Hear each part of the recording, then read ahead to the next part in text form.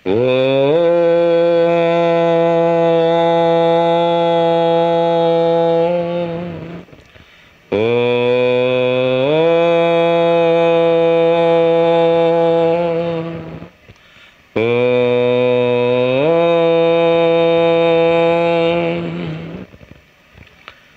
శ్రీ సద్గురు పరబ్రహ్మణే నమః. ఓం శ్రీ మహాగణాధిపతయే నమః. ఓం శ్రీ సరస్వతీదేవియే నమః. ఓం శ్రీ జగన్మాత పరబ్రహ్మణే నమః. అందరూ అనండి ఓం శక్తి, ఓం శక్తి, ఓం శక్తి. నిన్నటి రోజు కథలో అరణిలోంచి ఉద్భవించినటువంటి శుకుడు వ్యాసుల వారికి ఎలా కుమారయ్యాడో తెలుసుకునే ముందు శ్రీమన్నారాయణకి శిరచ్ఛేదన ఎందుకు జరిగిందో, అది లక్ష్మీదేవి కూడా చెప్పించింది ఒక రకంగా. లీలా ఉద్యానవనంలో ఇద్దరు పూలు కోసుకుంటున్నారు, భార్యాభర్తలు ఇద్దరు కూడా. అంటే విష్ణుమూర్తి లక్ష్మీదేవి. ఉన్నట్లు ఉండి భర్త ఒక్కసారి పక్కుమని నవ్వాడు భార్య ముఖం చూసి. ఏమండి తెలియక అడుగుతున్నాను, భార్య ముఖం చూసి భర్త నవ్వడం ఏమైనా పొరపాటు అంటారా నాన్న? ఆ నవ్వడంలో కొద్దిగా వేరే కనిపించిందట లక్ష్మీదేవి. ఇరువురు పుష్పాలు కోసుకుంటున్న సమయంలో ఉన్నట్లుగా ఉండి ఒక్కసారి పక్కమని నవ్వారు. నా ముఖం ఏమన్నా మీకు వికారంగా కనిపించిందా? లేకపోతే నాకన్నా అందగత్తి మీకు ఎవరన్నా ఉంటే ఆమె అందం ముందు ఆమె నవ్వు ముందు నా నవ్వు ఏమన్నా వేరుగా కనిపించిందా అని ఆడవారు నాన్న ఏమనుకోగలనమ్మా తల్లులారా. అనుమానం ముందు పుట్టిందా? ఆడవారు ముందు పుట్టారంటే ఏం చెప్తారు ప్రతిపాడి వారి సమాధానం? అయ్యా అనుమానమే ముందు పుట్టింది. ఉన్నది బాగా చెప్తున్నారు, లేదు ఉన్నది ఉన్నట్టు చెప్తున్నారు. అనుమానం ఎందుకో ఉద్భవించింది ఆ అమ్మకి. అందుకని అప్పుడు దాకా ఇరువురు కూడా 63 లాగా ఉన్నారు నాన్న. భార్యాభర్తలు ఎలా ఉండాలమ్మా? 63. 6 3 చూస్తుంది, 3 6ను చూస్తుంది. 6 3 అయ్యండి 63. అప్పటికప్పుడే ఏమన్నా చిన్న తేడా వచ్చిందనుకోండి, ఇద్దరు 36 లాగా అయిపోతారు. 3 అటు చూస్తుంటుంది, 6 ఇటు చూస్తుంటారు. అలా అప్పుడు దాకా ఉన్నారు. చెప్పులోని రాయి చెవులోని జోరీగా, కంటిలోని నలుసు కాలిముళ్ళు, ఇంటిలోని పోరు ఎంత కాదయ్య విశ్వదాభిరామ. సగం నేను చెప్తే సగం మీరు చెప్పాలి. చూడండి నాన్న, చెప్పులో రాయి ఉంటే నడవగలరా? చెవులో జోరీ ఉంటే బరాయించగలరా? కంటిలో నలుసుంటే ఎలా ఉంటుంది? కాళ్ళలో ముళ్ళు ఉంటే ఎలా ఉంటుంది? ఇంట్లో పోరున్న వాళ్ళు బ్రతికంతే. వెంటనే ఎలా మారిపోయారు? వెంటనే నా ముఖం చూసి వికారంగా నవ్వారు కాబట్టి మీ శిరస్సు ఎగిరి సముద్రంలో పడుగాక. అమ్మ శాపం కూడా ఉంది నాన్న. నేను మిగిలిన కథ అంతా నేను వివరణ మీకు అర్థమయ్యింది. ఈ విషయాలు తెలుసుకొని అరణిలోంచి ఉద్భవించిన శుకుడు వ్యాసుల వారికి ఎలా కుమారుడయ్యాడో తెలుసుకొని తదుపరి ఆ శుకుడు వివాహం వద్దన్నప్పుడు వ్యాసుల వారు జనక మహారాజు దగ్గరికి వెళ్తే అక్కడ ఎన్ని విషయాలు తెలుసుకున్నాడో, వచ్చి వివాహం అవ్వడం, ఆఖరికి ఎన్ని పనులు ఉన్నా every work should be transferred into worship. సంసారికంగా ఉంటూ ఎలా తరించాలో నిన్న చాలా విషయాలు మీకు చెప్పాను. నిన్నటి విషయాలు మర్చిపోవద్దు ఏ ఒక్కరు కూడా. అన్నిట్లో ఉండండి, నీటిలో ఉన్న ఎన్న ముద్దలాగా ఒక్కసారి మీ స్వరూపాన్ని చూసుకొని ఓ పరమాత్మ అది నా అసలు స్వరూపం అని ఆనందపడిపోండి. మళ్ళీ వ్యవహారాల్లో మునిగిపోండి. అన్నిట్లోనే ఉంటుంటాం. మన స్వరూపాన్ని మనం అలా పరిశీలించి పరిశోధించి అలా ఆనందాన్ని అనుభవిస్తూ ఆత్మానుభూతి పొందుతాం ఎప్పటికైనా సరే. అదైన తర్వాత అదిగో శుకుడు తన పనులన్నీ పూర్తి చేసుకున్నాడు. ఇక చాలనుకున్నాడు. అదిగో యోగ శక్తి చేత పైకెగిరి గగనమనిలా చలామణి అవుతున్నాడు. పాపం సుఖ మహర్షి యొక్క తండ్రి వ్యాసుల వారు కుమారుడు కనిపించకపోయేసరికి కొద్దిగా ఇబ్బంది పడుతున్నాడు. అలా అయోమయ స్థితిలో ఉన్నటువంటి వ్యాసుల వారికి ఎవరు గుర్తొచ్చారు? కన్న తల్లి సత్యవతి. సత్యవతి అనే పేరు రాకముందు 4 పేర్లు ఉన్నాయి. మనసంత ఇక్కడే పెట్టాలి. మత్స్యోదరి, మత్స్యగంధి, కాలింది, యోజనాగ్రంథి 4 పేర్లు. సత్యవతి పేరు 5. ఏమంటే ఈనాడు మనం దేవీ భాగవతం చెప్పుకుంటున్నాం, భారతం చదువుతున్నాం, అష్టాదశ పురాణాలు చదువుతున్నాం, భారతంలో ఒక భాగమైనటువంటి విష్ణు సహస్రం చదువుతున్నాం. ఇంతకీ ఈ వ్యాసుల వారి జననం ఏమిటండి? ఒక జాలకన్యకు ఉద్భవించాడని తెలిసింది అన్నటువంటి విషయాలు ఈనాడు దేవీ భాగవతమ్మ దశ దిశలా వ్యాప్తింపజేసి ఇప్పుడు 337వ శ్రీదేవి భాగవత పురాణ ప్రవచనానికి వస్తూ అదుగో ఆ మహాత్ములు అందించినటువంటి వ్యాసులు వారు జననం ఏమిటి ఒక్కసారి వినండి. ఉపరిచర మహారాజు ఎందుకు ఆ పేరు వచ్చింది? ఆయన చేసిన ధర్మ కార్యాలకు మెచ్చుకొని ఆయనకున్నటువంటి ఆ దివ్యమనుడు విమానాన్ని బహుమానంగా పొందాడు కాబట్టి ఆ విమానం అధిరోహించి ఆకాశ మార్గాన్ని ఎగురుతూ ఉంటాడు కాబట్టి ఉపరితలమున ఉపరిచర మహారాజు. అతని భార్య పేరు ఏమిటినన్నా? గిరిక. వినండి ఇక్కడ. సరే, ఒకనాడు ఉపరిచర మహారాజు తండ్రి నాన్న కుమారా లోపలికి రా అని పిలిచారు. పిలిచిన తర్వాత రేపు నీ తాతగారు అంటే నా తండ్రి గారు శ్రాద్ధకర్మ చెయ్యాలి. రేపటి రోజున నీవు అడవికి వెళ్ళి, మనం క్షత్రియులం కదా, వన్యమైన మృగాల్ని కొట్టి తీసుకురా రేపు శ్రాద్ధకర్మ కార్యక్రమానికి అని తండ్రి కుమారుడికి చెప్పాడు. సరే, వెంటనే తండ్రి ఆజ్ఞ శిరసావహించి అదిగో కుమారుడు వెళ్ళబోతున్నాడు విల్లు అంబులు ధరించుకొని. ఇంతలో భార్య లోపలికి పిలిచింది. ఏమండి లోపలికి ఒకసారి రండి అని పిలిచింది. ఏని అడిగాడు.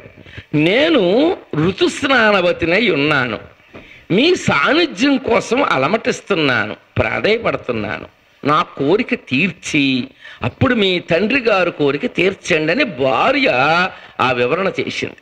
వెంటనే ఆలోచనలో పడ్డాడు భర్త ఉపరిచర మహారాజు. ముందు ఆజ్ఞాపించింది నా తండ్రి, నాకు జన్మనిచ్చింది నా తండ్రి, కాబట్టి నా తండ్రి మాట వినడం ధర్మం అని భార్య మాటను తిరస్కరించి తన తండ్రి మాట ప్రకారము అదిగో తురంగాన్ని అధిష్ఠించి అడవికి వెళ్ళాడు. అడవిలో కాలు మోపాడు. మనిషి ఎక్కడున్నాడరా చెప్పాలి అంటేనే అడవిలో ఉన్నాడు రాజుగారు. మనసు ఎక్కడుందో చెప్పండి. భార్య గిరికని స్మరణ చేస్తూ ఉన్నాడు. మనిషి కాదు ప్రధానం, మనస్సు ప్రధానం. అందుకని నువ్వు ఒక్క మనస్సుని కంట్రోల్ చేయగలిగితే నీ జన్మ ధన్యం. లేదా ఇదిగో ఎన్ని ఈబుదు రేఖలు పెట్టినా ఎన్ని మాలలు వేసినా ప్రయోజనం లేదు. అందుకనే ప్రతి ఒక్కరు గ్రహించండి, ప్రతి క్షణం కూడా క్వాలిటీయా క్వాంటిటీయా?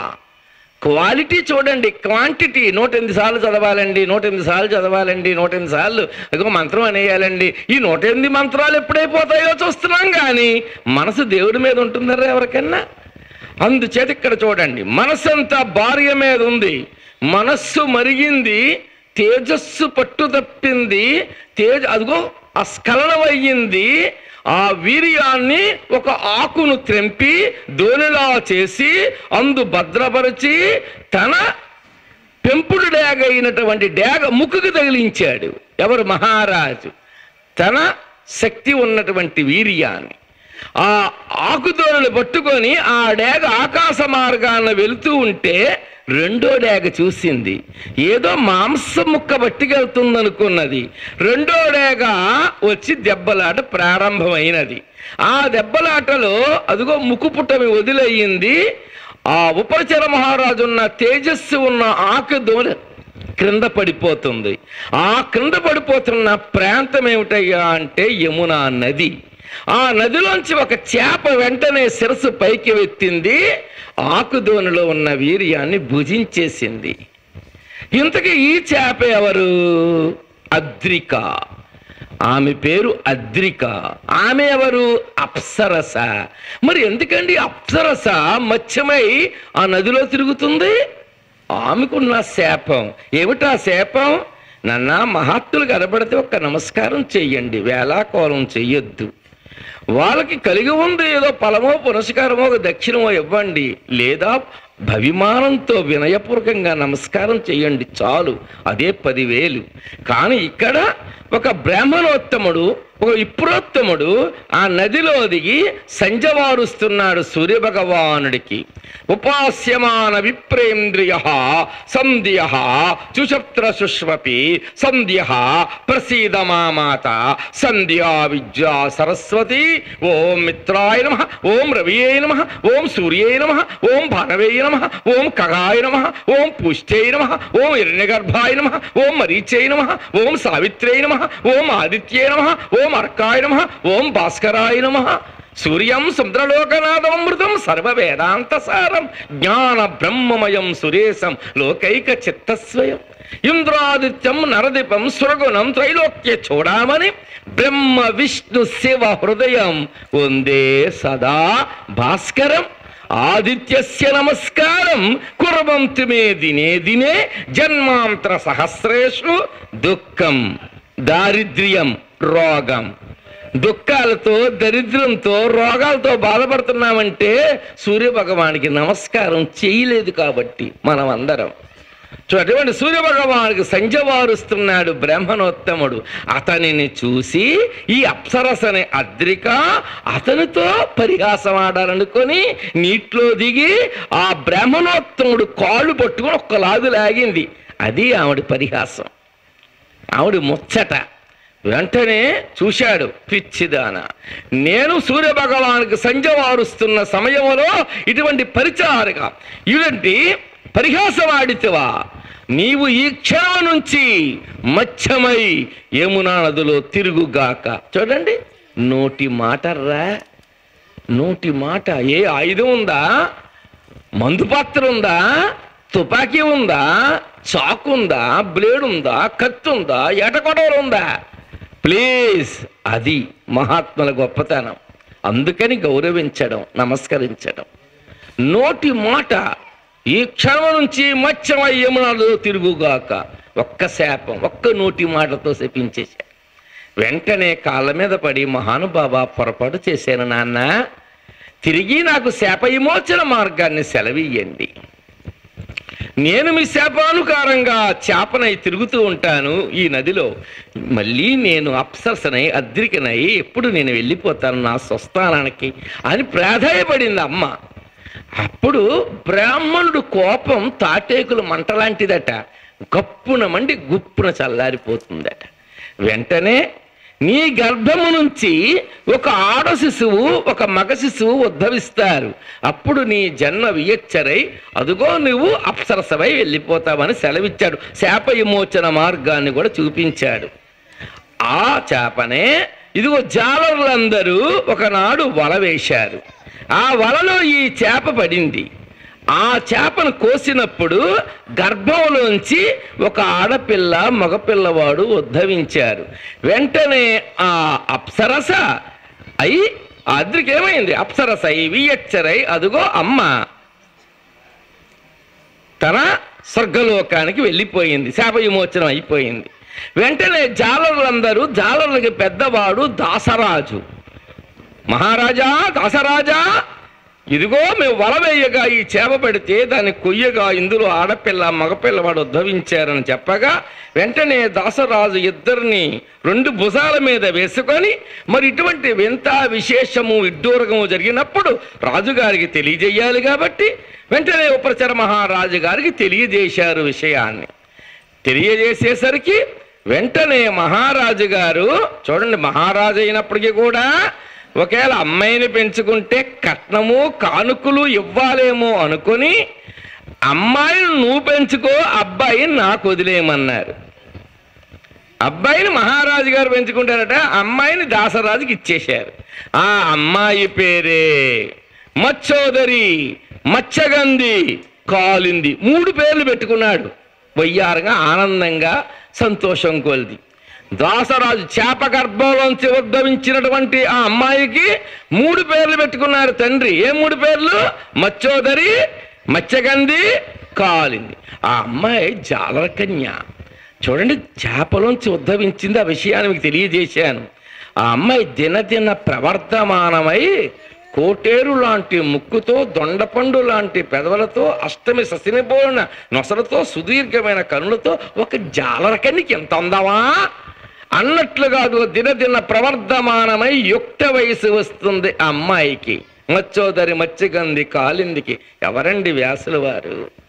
ఈనాడు ఈ దేవీ భాగవతం, భారతం, విష్ణు సహస్రం, ఇన్ని అష్టాదశ పురాణాలు, మహాపురుషుడు, మహానుభావుడు వ్యాసుల వారి జననం ఇప్పుడు ఉద్భవిస్తుంది చూడండి.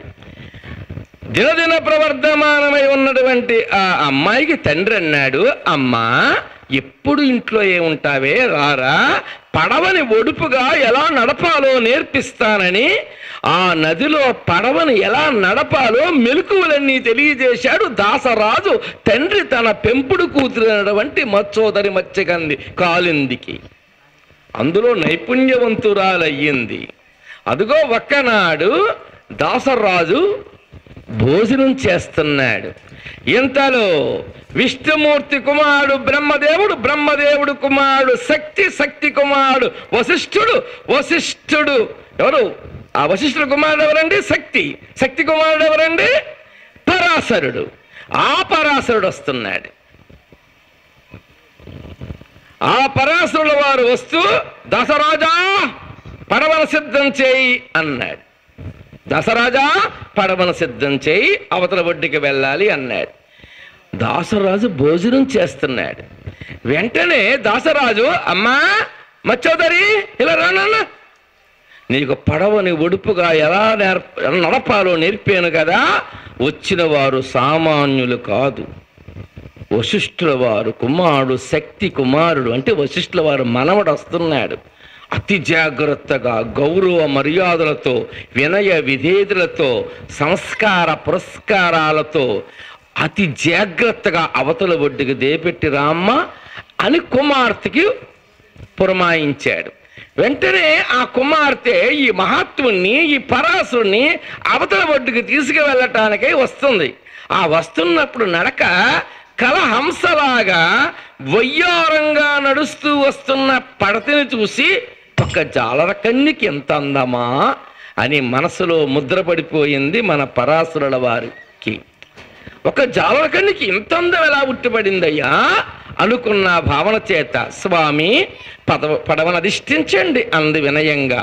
పడవ ఎక్కి కూర్చున్నాడు. ఒడుపుగా నడుపుతుంది ఈ పడతి. వెళుతూ ఉండగా మెల్లమెల్లగా చెయ్య తీసి ఆమె పైన వేశాడు.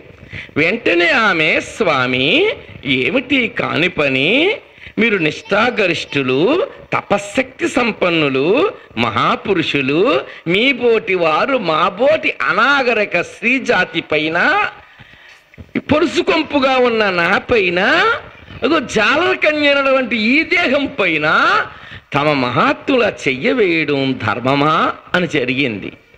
ఏమీ మాట్లాడలేదు. సరే, పడవ ఒడ్డుకు వెళ్ళిన తర్వాత వరకు అలా ఉండి, అదిగో పడవ ఒడ్డుకు వెళ్ళిన తర్వాత మళ్ళీ చెయ్యి పట్టుకోబోయాడు. పడవలో ఏ మాట అయితే చెప్పిందో అదే మాట మళ్ళీ ఆ అమ్మ చెప్పింది. వెంటనే ఇతనంటాడు, నీ మేను నుంచి పొరుసుకంపు వస్తుంది అని, నా మేను ఈ పొలుసుగొంపుతో కారణమై ఉన్నదా అని అన్నావు కాబట్టి నీ మేను నుంచి, అంటే నీ దేహం నుంచి సుగంధం వచ్చుగాక. ఇదండి పరాశరుల వారి యొక్క విశేషం. నీ మేను పొలుసుకంపు అంటున్నావు, నీసుకంపు అంటున్నావు, నీ మేను నుంచి సుగంధం వచ్చుగాక, అది యోజన దూరం తగులుగాక. ఒక యోజనం అంటే 8 మైళ్ళర్రా. వారు ఇక్కడ ఉంటే దివులు 8 మైళ్ళు అయితే 8 కిలోమీటర్ల కోసం 8 మైళ్ళు విస్తరణ ఎక్కడైతే ఉంటుందో అదంతా చూడండి వ్యాపిస్తూ ఉంటుంది. ఆ మేను నుంచి సుగంధ పరిమళ ద్రవ్యాలు, అది అద్భుతమైనటువంటి విశేషాన్ని వివరణ చేశాడు ఆయన. తర్వాత, స్వామి నేను కన్యను, మీ వలన నా కన్యత్వము చెడిపోతే నన్ను ఎవరు పెళ్లి చేసుకుంటారో చెప్పండి అని అడిగింది అమ్మ మచ్చోదరి మత్స్యగంధి కాలింది. అదా నీ సందేహం, నీ కన్యత్వము చెడిపోదు. సద్యోగర్భంబున అంటే వెంటనే ఉద్భవిస్తారు నాన్న, సద్యోగర్భంబున ఉద్భవిస్తాడు కుమారుడు అని వివరణ చేశాడు. ఇక మూడవది, అటు యాత్రికులు, ఇటు ఈ పడవను దాటి ఉంచమని వచ్చేవాళ్ళు ఇంత వెలుతురుగా ఉన్నటువంటి ఈ సమయంలో ఏమిటి కాని పని మహానుభావ అని అడిగింది అమ్మ. ఇదంతా దట్టమైన పొగ కమ్ముగాక. అందుకే వ్యాసుల వారికి రెండవ పేరు కృష్ణద్వైపాయనుడు. అంటే నల్ల దట్టమైనటువంటి ఆ మబ్బులన్నీ ఏర్పడిపోయినన్న అక్కడ సద్యోగర్భంబున కుమారుడు ఉద్భవించేటట్లు వరాలు ప్రసాదింపజేసి ఆనందపరిచినది. ఆనందపడ్డాడు. యమునా నదిలో స్నానం చేశాడు. అదుగో పరాశరుల వారు వశిష్ఠుల వారు మనవడు వెళ్ళిపోయాడు. వెంటనే అమ్మ మచ్చోదరి మత్స్యగంధి కాలింది యోజనాగ్రంథి. అంటే ఇక్కడ తండ్రి ఎవరు పరాశరుడు పెట్టిన పేరు యోజనాగ్రంథి. అంటే ఆమె మేలు నుంచి సుగంధం 8 మైళ్ళు దూరం వచ్చుగాక అన్నాడు. కాబట్టి అందుకు యోజనం అంటే 8 మైళ్ళని మర్చిపోకండి. 4వ పేరు ఇక్కడ కలిసింది యోజనాగ్రంథి అని. సరే, సద్యోగర్భంబున కుమారుడు ఉద్భవించాడు. శ్రీ వేదవ్యాసుల వారికి సద్యోగర్భంబున ఉద్భవించినటువంటి సంతతి సభలో 35 సంవత్సరాల వయసు ఎవరున్నారా ఇక్కడ? 35 సంవత్సరాల వయసు గల వ్యక్తిగా ఎదిగిపోయాడు. వెంటనే వ్యాసుల వారు 35 సంవత్సరాల వయసు గల వ్యక్తిగా ఎదిగిపోయాడు. ఎదిగి అమ్మా పెద్దల మాట కాదనకుండా గౌరవిస్తూ, నీ గౌరవాన్ని పోగొట్టుకోకుండా, నీ కన్యత్వము చెడిపోకుండా సద్యోగర్భంబున కుమారుని ప్రసవింపజేసేటట్లు వరాన్ని పొంది నన్ను పొందగలిగేవమ్మా. నేను ఈ వేళ నుంచి సత్యవతేయుడమ్మా. నీ పేరు సత్యవతి అమ్మా. అది కుమారుడు వ్యాసుల వారు పెట్టిన పేరు నాన్న. ఈ పేరే అందరికీ తెలుసు, ముందున్న పేర్లు చాలా మందికి తెలియదు. అమ్మా నేను నీ కూడా వస్తే లోకులు కాకులై పొడుస్తారమ్మా. ఈ బిడ్డడు ఎవరు, ఈ బిడ్డడు ఎవరని. అమ్మా నేను తపస్సుకి వెళ్ళిపోతున్నానమ్మా. ఏనాడైతే అండర్లైన్ ఏనాడైతే నా అవసరము నీకు వస్తుందో ఆనాడు ఒక్కసారి మనసులో నన్ను స్మరించమ్మా. వ్యాసమునీంద్రానమ్మా వచ్చి నీ చెంగడ వాలతానమ్మా. అమ్మా నీ చెంగట వాళ్ళ అని చెప్పి చూడండి, తల్లికి మళ్ళీ ఏ రకమైనటువంటి ఇబ్బంది కలగకూడదని భావన చేసి తపస్సుకు వెళ్ళిపోయాడు. ఎవరు? వేదవ్యాసుల వారు. ఇదండి వ్యాసుల వారు జననం. మరి ఈ సత్యవతిని ఎవరు పెండ్లి చేసుకున్నారు? ఇప్పుడు ఈ జాలర కన్య వంటి సత్యవతిని శంతన మహారాజు పెండ్లి చేసుకున్నాడు. మరి శంతన మహారాజు సత్యవతిని పెండ్లి చేసుకోక ముందు శంతన మహారాజుకి ఒక భార్య ఉంది. శంతన మహారాజుకు ఒక కొడుకున్నాడు. ఎవరినన్నా? భీష్ముడు. మరి ముందే భీష్ముడు అనాలా మనం? గాంగేయుడు. ఎవరు? ముందు పేరేమిటి? గాంగేయుడు. తల్లి ఎవరు? గంగాదేవి. మరి ఈ సత్యవతిని శంతన మహారాజు వివాహం చేసుకోకముందు ఈ శంతన మహారాజు వివాహానికి ముందెవరయ్యా అంటే గంగాదేవి. వారికి ఉద్భవించిన వాడే భీష్ముడు. ఈ భీష్ముడి జన్మ ఒక్కసారి వినండి. ఈ శంతన మహారాజు ముందు జన్మలో మహాభిషుడు. ఆయన చేసిన అశ్వమేధ యాగాలకి, అద్భుతమైన యజ్ఞయాగాదులకి అద్భుతమైనటువంటి ఒక అర్హత కలిగింది. ఆయనకి దేవతల వల్ల అర్హత పొందాడు. ఏమిటా అర్హత? కైలాసానికి వెళ్ళొచ్చు, వైకుంఠానికి వెళ్ళొచ్చు, సత్యలోకానికి వెళ్ళొచ్చు, స్వర్గలోకానికి వెళ్ళొచ్చు. అతను తపశ్శక్తి స్వభావం. అమ్మా మీరు చేసిన పుణ్యకర్మ ప్రభావం, మీరు చేస్తున్న సత్సంగ ఫలితాల యొక్క విశేషం సామాన్యమై ఉండదు. యథార్థం చెప్తున్నాను. ఈ కలియుగంలో సత్సంగానికి మించింది లేదు, యథార్థం. అందుకని అప్పుడు అటువంటి యజ్ఞయాగాదులు చేసేవారు, ఇప్పుడు సత్సంగం చెయ్యాలి మనం అందరం కూడా. అందుచేత ఇక్కడ ఆ విశేష ప్రకారంగా ఏమి జరిగిందో చూడండి ఒక్కసారి. ఈ మహాభిషుడు తనకున్న అర్హతను బట్టి సత్యలోకంలో బ్రహ్మదేవుడికి సన్మాన జరుగుతుంది. బ్రహ్మదేవుడికి సన్మాన జరుగుతుంటే అందరూ వచ్చారు. ఈయన చేసిన యజ్ఞయాగాదుల యొక్క ప్రాబల్యం వల్ల ఈయన కూడా స్వర్గలోకానికి వెళ్ళే అర్హత ఉంది. కాబట్టి ఈ మహాభిషుడు స్వర్గలోకానికి వెళ్ళాడు. స్వర్గలోకానికి వెళ్ళి అక్కడ కూర్చున్నాడు. ఇలా అందరూ ఎలా కూర్చున్నారు అలా కూర్చున్నారు ఆసనాల్లో. ఒకే ఒక్క స్త్రీ వచ్చిందండి. ఆ స్త్రీయే గంగాదేవి. చూసింది అమ్మ. అందరూ మగవారే, నేను ఒక్కదాన్ని ఆడదాన్ని సభకొచ్చాను, మరి ఇంతమంది మగవారిలో నేను వెళ్ళి మధ్యలో కూర్చుంటే బాగుంటుందా అని ఒక తలుపు ఉంటే ఆ తలుపు చాటున నిలబడింది అమ్మ గంగాదేవి. ఆ లోపున గాలి వచ్చి ఆమె పైటు కొంగు కొద్దిగా తప్పుకుంది. సభలో వారు అటు చూసి వారందరూ శిరస్సులు ఉంచుకున్నారు. కానీ మన భూలోకంలో ఉప్పు కారం కొంచెం గట్టిగా ఉంటాయర్రా. అందుకని ఈ భూలోకా నుంచి వెళ్ళినటువంటి మహాభిషుడు మాత్రం పైటు కొంగు జారి ఉన్నటువంటి గంగాదేవిని తేరిపార చూస్తున్నాడు మహాభిషుడు. ఆమె ఇతను చూస్తుంది. మహాభిషుడు ఆమెను చూస్తున్నాడు, ఆమె ఇతను చూస్తుంది. ఈ రెండు 4 కళ్ళు గుసగుసలాడుకుంటున్నాయి దూరం నుంచి. అది ఎవరు చూడకూడదో వాళ్లే చూశారు.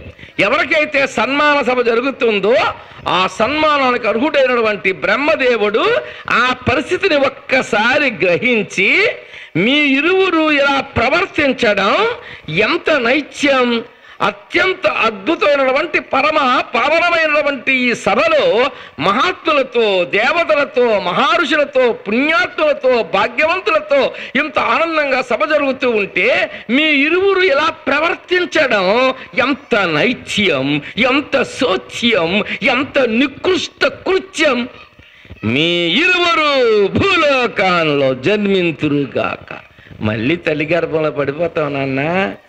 తల్లి గర్భంలో పడి వచ్చాం. రాళ్ళగా పుట్టాం, సాలగ్రామం అయ్యాం. చూడండి, జంతువులుగా పుట్టాం, ఆవయ్యాం. మళ్ళీ మానవులుగా పుట్టాం, మళ్ళీ చనిపోతాం, మళ్ళీ పుడతాం. మానవ జన్మలో మళ్ళీ చూడండి భూలోకాన ఉద్ధవింతురుగాక. అంతర్హత పోయింది గంగాదేవి. అందరికీ కూడా అర్హత పోగొట్టేశారు ఒక్క చేసినటువంటి ఆ దుష్కర్మ ప్రక్రియ వల్ల. ఇది విశేషం. వెంటనే ఏడ్చుకుంటూ వస్తున్నారు. అబ్బా, ఇంత స్థితికి వెళ్ళిపోయాం నాన్న.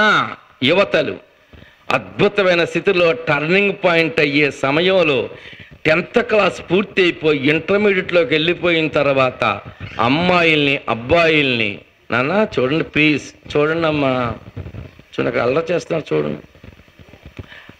అమ్మాయిల్ని అబ్బాయిల్ని, అమ్మా మీరు మంచివారు, మీకు తెలియదు ఏది విశేషమో, ఏది ఆకర్షణో, ఏది ప్రేమభావం, ఏది పెద్దలు కూర్చుందో మనకు అర్థం కాని వయసు అది. ఆ సమయంలోనే చూసుకోవాలి. లేకపోతే జీవితం మళ్ళీ అస్తవ్యస్తం అయిపోయిన వాళ్ళు ఎంతమంది ఉన్నారో అప్పుడే కనిపెట్టాలి. నీ మనసుకి నువ్వే అధిపతి అవ్వాలి. అప్పుడే తల్లిదండ్రులు ఎంత చెప్పినా సుఖం లేదు.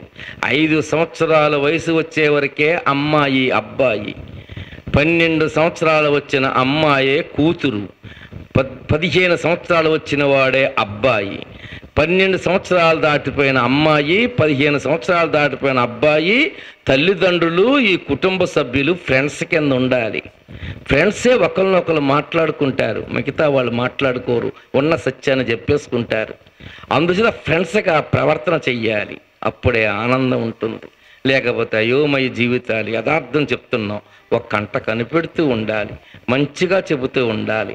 ఆ పొట్లకాయకి రాయి కట్టకపోతే దాని బ్రతుకు వంకరైపోతుంది. అలాగన్నామని రాయి కట్టడం మానేస్తే వంకరయ్యింది. రాయి కడితే మంచిదని చెప్పి చిన్న పొట్లకాయ పిందికి నాపరాయి కట్టేశాం, పగిలిపోయింది.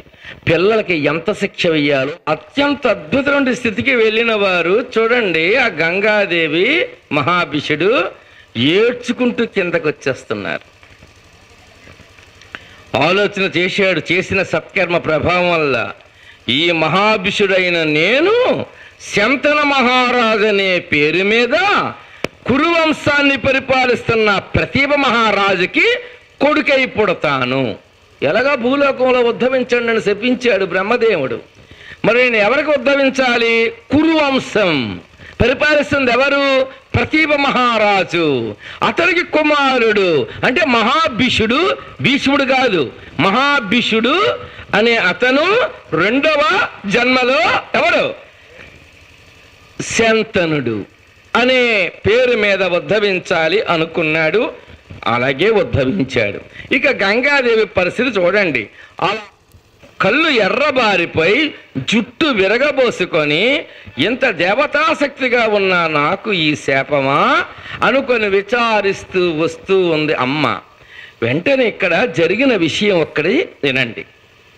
మనకి అష్టవసువులు ఉన్నారు. ఎంతమంది? అష్టవసువులు భార్యలు సమేతంగా భూలోకంలో ఉన్నటువంటి ఆశ్రమాలు విశేషాలు చూస్తూ దర్శనం చేసుకుంటున్నారు. ఈ యనమండుగురు వసువుల భార్యలు వశిష్ఠ మహాముని ఆశ్రమానికి వచ్చారు. వశిష్ఠ మహాముని తపస్సులో ఉన్నాడు. ఆయన ఈ లోపల ఆశ్రమంలో ఉన్న మంచి చెడ్డలన్నీ చూస్తున్నారు. ఈ యనమండుగురు భార్యలు. ఎనిమిదో వాడు భార్య కొద్ది దూరంగా ఉన్నారు. ఇలా ఉంటూ ఉండగా మన వశిష్ఠుల వారు ఆవు నందిని ఎనిమిదో వాడు భార్య ఉన్న చోటకి వెళ్ళింది. ఇక్కడ ఒక మాట వినండి. మాతలు పుణ్యం చేశారు, రేపు ఉండాలది వేస్తారు. ఆ పుణ్యం ఎవరికి ఉంటుందరా? మీకే.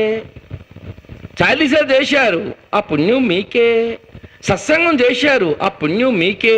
వరలశ్రోతం చేశారు, ఆ పుణ్యం మీకే. ఆడవారు చేసినటువంటి పుణ్యం అంతా ఆడవారికే ఉంటుంది. మగవారికి వాటా, భర్తకి వాటా వెళ్ళదు. అదే ఆడవారు పాపకృత్యం చేశారనుకోండి, భర్తకు కూడా నాన్న సగం పనిచేసుకోరా నాన్న అని చెప్పి సగం భర్తకి ఇచ్చేస్తుంటారు. పుణ్యం వెళ్ళదు భర్తకి, పాపం మాత్రం భర్తకి సగం వెళ్ళిపోతుంది. పాపం మగవారు కొద్దిగా బాధపడుతున్నట్టున్నారు, ఏమనుకోకండి నాన్న. ఇక మగవారి విషయం అనండి. పుణ్యకర్మ చేశారు మగవారు, సగం వాటా భార్యకి వచ్చేస్తుంది. వారు పుణ్యం చేస్తే సగం వాటా భార్యకి ఇంట్లోనే ఉంటుంది. అమ్మ సగం వాటా కొట్టేస్తుంది. భర్త పాపం పని చేశాడు, భార్యకి వాటా రాదు. 2 లాభాలు ఎవరికి? 2 లాభాలు ఆడవారికే.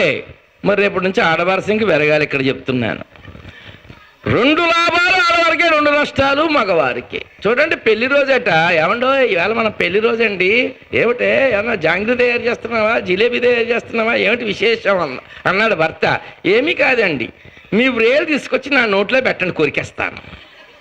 మరి నీ వ్రేలు నా నోట్లో పెట్టు, నేను కొరికేస్తాను అన్నాడు ఆయన. వద్దండి, మీ కంట్లో పెట్టి తిప్పేస్తాను అంటే పాపం భర్త గారికి వ్రేలు పోతుంది, కన్ను పోతుంది.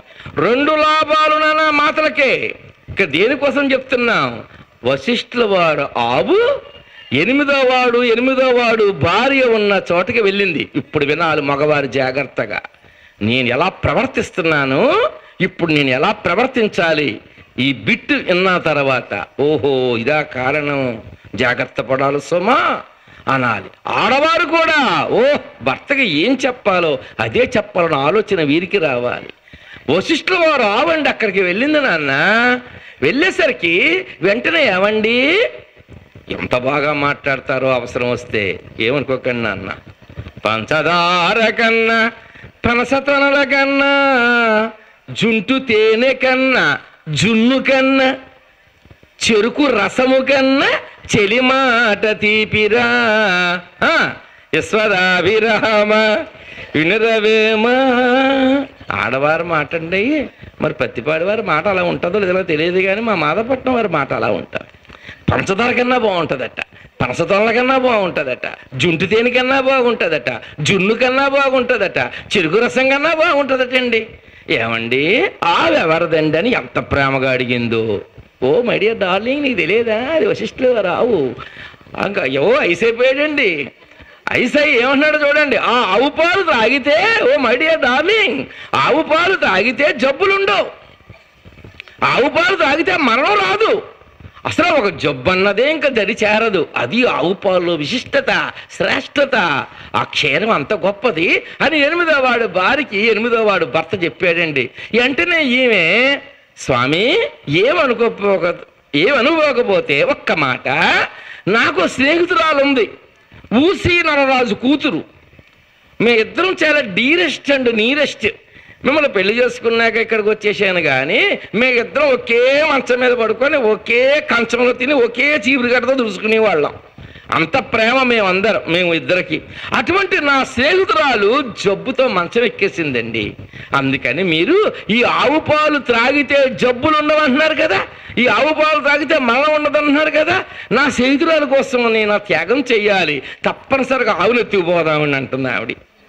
వెళ్ళింది ఎక్కడికి, వారు చేయవలసింది ఏమిటి, ఆలోచన ఏమిటి, చేయబోయేది ఏమిటో చూడండి. ఇప్పుడు మరి భార్య అలాగన్నప్పుడు భర్త ఏమనాలి, నాన్న మగవారు ఏమనాలి, నోర్మాయ్ ఏమిటి నువ్వు మాట్లాడుతున్నావు, మనం వచ్చింది ఎక్కడికి, ఒక మహాత్ముడు ఆశ్రమానికి వచ్చాం, ఆయన ధ్యానంలో ఉన్నారు కాబట్టి కాసేపు అటు ఇటు ఆశ్రమ విశేషాలు చూస్తున్నాం, తర్వాత వెళ్ళి దర్శనం చేసుకుని మనం వెళ్ళిపోతాం, అంతేగాని గురువు గారు ఆవిడెత్తిపోతా ఉంటాం ఏమిటి అని అనాలానండి, అనాలా అనకూడదా అమ్మా అంటే ఒకవేళ భోజనం పెట్టదేమో. అందుచేత ఆలోచన చేసి వెంటనే అలాగే ఓకే తీసుకుపోదాం. అదండి నాన్న, మగవాడు భార్యను ధిక్కరించకుండా ఒక ఎదవ పని చేయమని చెప్తే అంటే సంకలు గుద్దుకుంటూ చేసిన ఫలితమే. ఎవరండి ఆయన? పాపం భీష్ముడు పెండ్లి చేసుకున్నాడర్రా, ఎంత కష్టపడ్డాడమ్మా, జీవితాన్ని త్యాగం చేసేసాడు కదా నాన్న. మరి ఆ కర్మ అనుభవించాలి కదా ఎవరైనప్పటికీ కూడా, ఏ రకంగా ఎంత గొప్ప వాళ్ళు అయినా సరే. ఆ ఆవును ఎత్తుకుపోయిన పాపానికి తీసుకెళ్ళిపోయాడు. ఆవును భార్య మాట విని ఇద్దరు వెళ్ళిపోయారు. వెంటనే వశిష్ఠుల వారికి అవసరం వచ్చింది. వెంటనే ధ్యానం పూర్తి అయ్యింది, అయినా పూజా కార్యక్రమంలో ఆవు పాలు అవసరం కాబట్టి నందిని అని పిలిచాడు. పిలిచేసరికి ఎక్కడ కనిపించటం లేదు. దివ్య దృష్టితో చూశాడు. వెంటనే జరిగిందంతా తెలిసింది. చేసిన పొరపాటు ఎంతమంది అర్రా? యనమండుగురిలో చేసిన పొరపాటు ఎంతమంది? ఒక జంటే, కానీ 7 అందరు అన్ని జంటలకి శాపం ఇచ్చేస్తున్నాడు ఆయన. అందుకని ఒక కమిటీగా, ఒక బృందంగా, ఒక సత్సంగ బృందం కానీ, భజన బృందం కానీ, కోలాట బృందం కానీ ఎవరైనా తిరుపతి యాత్రకి సంఘంగా వెళ్తుంటే ఒక్కలు పాడు పని చేస్తే సంఘానికే చెడ్డ పేరు. ప్లీజ్, అందుకని వెంటనే 7 అందరినీ కూడా ఎవరైతే వచ్చిన వారు వచ్చినట్లుగా ఉండకుండా నా ఆవును తిరస్కరించారో, దొంగలించారో మొత్తం 50 మంది కూడా తల్లి గర్భాన జన్మింతురుగాక శపించేసాడు. చూసారా, మళ్ళీ తల్లి గర్భంలో పడ్డావు నాన్న, ఎందుకు నువ్వు వచ్చావు, మళ్ళీ పుట్టకుండా ఉండాలి నేను. అదాన దోషేన భవే దరిద్రం దరిద్ర దోషేన. అది విశేషాన సమయం వచ్చినప్పుడు తెలియజేస్తాను మీకు. అందుకే ఒక్కదానికోటి సంబంధం ఇవన్నీ కూడా. అందుచేత ఇక్కడ చూడండి, వెంటనే ఆయన ఇక మొత్తం అందరికీ శపించేశాడు. వెంటనే 7 వసువుల భార్యలు వచ్చి కాళ్ళ మీద పడిపోయారు. వసువులు 7 వచ్చి, మహానుభావ ఇదా చేసిన పొరపాటు, మా 8వ వాడు ఆవునెత్తుకుని పోయాడు భార్య మాట విని. కానీ మాకే పాపం తెలియదు కదా, మరి మమ్మల్ని కూడా తల్లి గర్భాన్న ఉద్ధవించండి శపించారు, వసు జన్మ ఎత్తి మళ్ళీ మాకు ఇటువంటి శాపమా, ధర్మంగా ఉందా మహానుభావ, శపించారు కాబట్టి శాప విమోచన మార్గాన్ని సెలవియ్యండి అని అడిగారు 7 కూడా. అప్పుడు ఆయన ఆలోచన చేసి, మీ యనమండుగురు కూడా తల్లి గర్భాన్న జన్మించక తప్పదు నా శాపాను కారణంగా, కానీ మీ 7 కూడా జన్మించిన వెంటనే మళ్ళీ గంగపాలయ్యి మీరు శాప విముక్తులైపోయి మీ సస్వలో జన్మ మీకు వచ్చేస్తుంది అని శాప విమోచన మార్గాన్ని చెబుతూ 8వ వాడు మాత్రం స్థిరస్థాయిగా చాలా కాలం ఈ భూమి మీదే ఉండిపోగాక 8వ వాడు ఆవిడెత్తుకొని పోయాడు. అది కొంచెం ఎక్సెప్షన్ ఇచ్చాడు ఆయన. వెంటనే ఆ శాప విమోచన మార్గాన్ని విని కొద్దిగా ఆనందపడ్డారు, ఊరట చెందారు. అదిగో ఆ సమయంలో శపింపబడ్డ మహాభిషుడేమో కురువంశానికి ప్రతీప మహారాజుగా ఉద్భవిస్తాను శంతనుడు అనే పేరు మీద అని చెప్పి మహాభిషుడు అనుకున్నాడు. ఈ గంగాదేవి ఏడుస్తూ భూమి మీదకి వస్తుంది, ఏమిటి నా పరిస్థితి అని. వెంటనే 7 వసులు ఎవరు గంగాదేవి కాళ్ళ మీద పడిపోయారు. అమ్మా జగన్మాత, గంగామాత, ఇదమ్మా జరిగిన సంగతి, కాబట్టి నువ్వు అన్యదా భావించొద్దమ్మా, మేము మీ గర్భాన పుడతామమ్మా గంగా తల్లి, మీ గర్భాన పుడితే మాకు ఏ రకమైనటువంటి డొనేషన్లు కట్టించి కాన్వెంట్ స్టడీ అక్కర్లేద్దమ్మా, స్కూల్ డ్రెస్ అంతకన్నా అక్కర్లేద్దమ్మా, అమూల్ స్ప్రే పాల డబ్బాలు అంతకన్నా కొనక్కర్లేద్దమ్మా, పుట్టిన వెంటనే తీసుకెళ్ళి గంగలో పారేయమ్మా, మా పని పూర్తి అయిపోద్దమ్మా, మా శాప విమోచనం అయిపోతుందమ్మా, మా వల్ల నీకు రూపాయి ఖర్చు లేదమ్మా, ఈ పని చేసి పెట్టమ్మా. సరే, ఆవిడ ఆలోచించింది, ఎలాగా నేను బ్రహ్మదేవుడితో శపించబడ్డాను, ఒక ధర్మకార్యం చేసినట్టు ఉంటుంది, అలాగే అన్నది. అటువంటి గంగాదేవి విహరిస్తున్న సమయములో ప్రతీప మహారాజు అదిగో వాహ్యాలకి అక్కడికి వచ్చాడు. అలా ప్రశాంతంగా గంగానది ఒడ్డున కూర్చున్నప్పుడు గంగాదేవి వచ్చి ప్రతీప మహారాజు కుడి తొడ మీద కూర్చుంది. ఎవరు నీవు విషయాన్ని గ్రహించి, ఇదిగో నువ్వు కూర్చున్నది నా కుడి అంకం మీద. ఒక కుడి అంకం మీద కూర్చునే అర్హత ఇద్దరికి ఉంది. ఒకటి కొడుకు కానీ, తండ్రి గారు కుడి అంకం మీద కూర్చునే అర్హత కొడుకు కానీ కోడలు కానీ కూర్చోవచ్చు. కాబట్టి నాకు కుమారుడు ఉన్నాడు, శంతనుడు, శంతన మహారాజు. ఆ శంతన మహారాజుని పెండ్లి చేసుకొని నాకు కోడలవుదివి కానీ అని చెప్పి ఆయన గంగా నదిలో స్నానం చేసి వెళ్ళిపోయారు.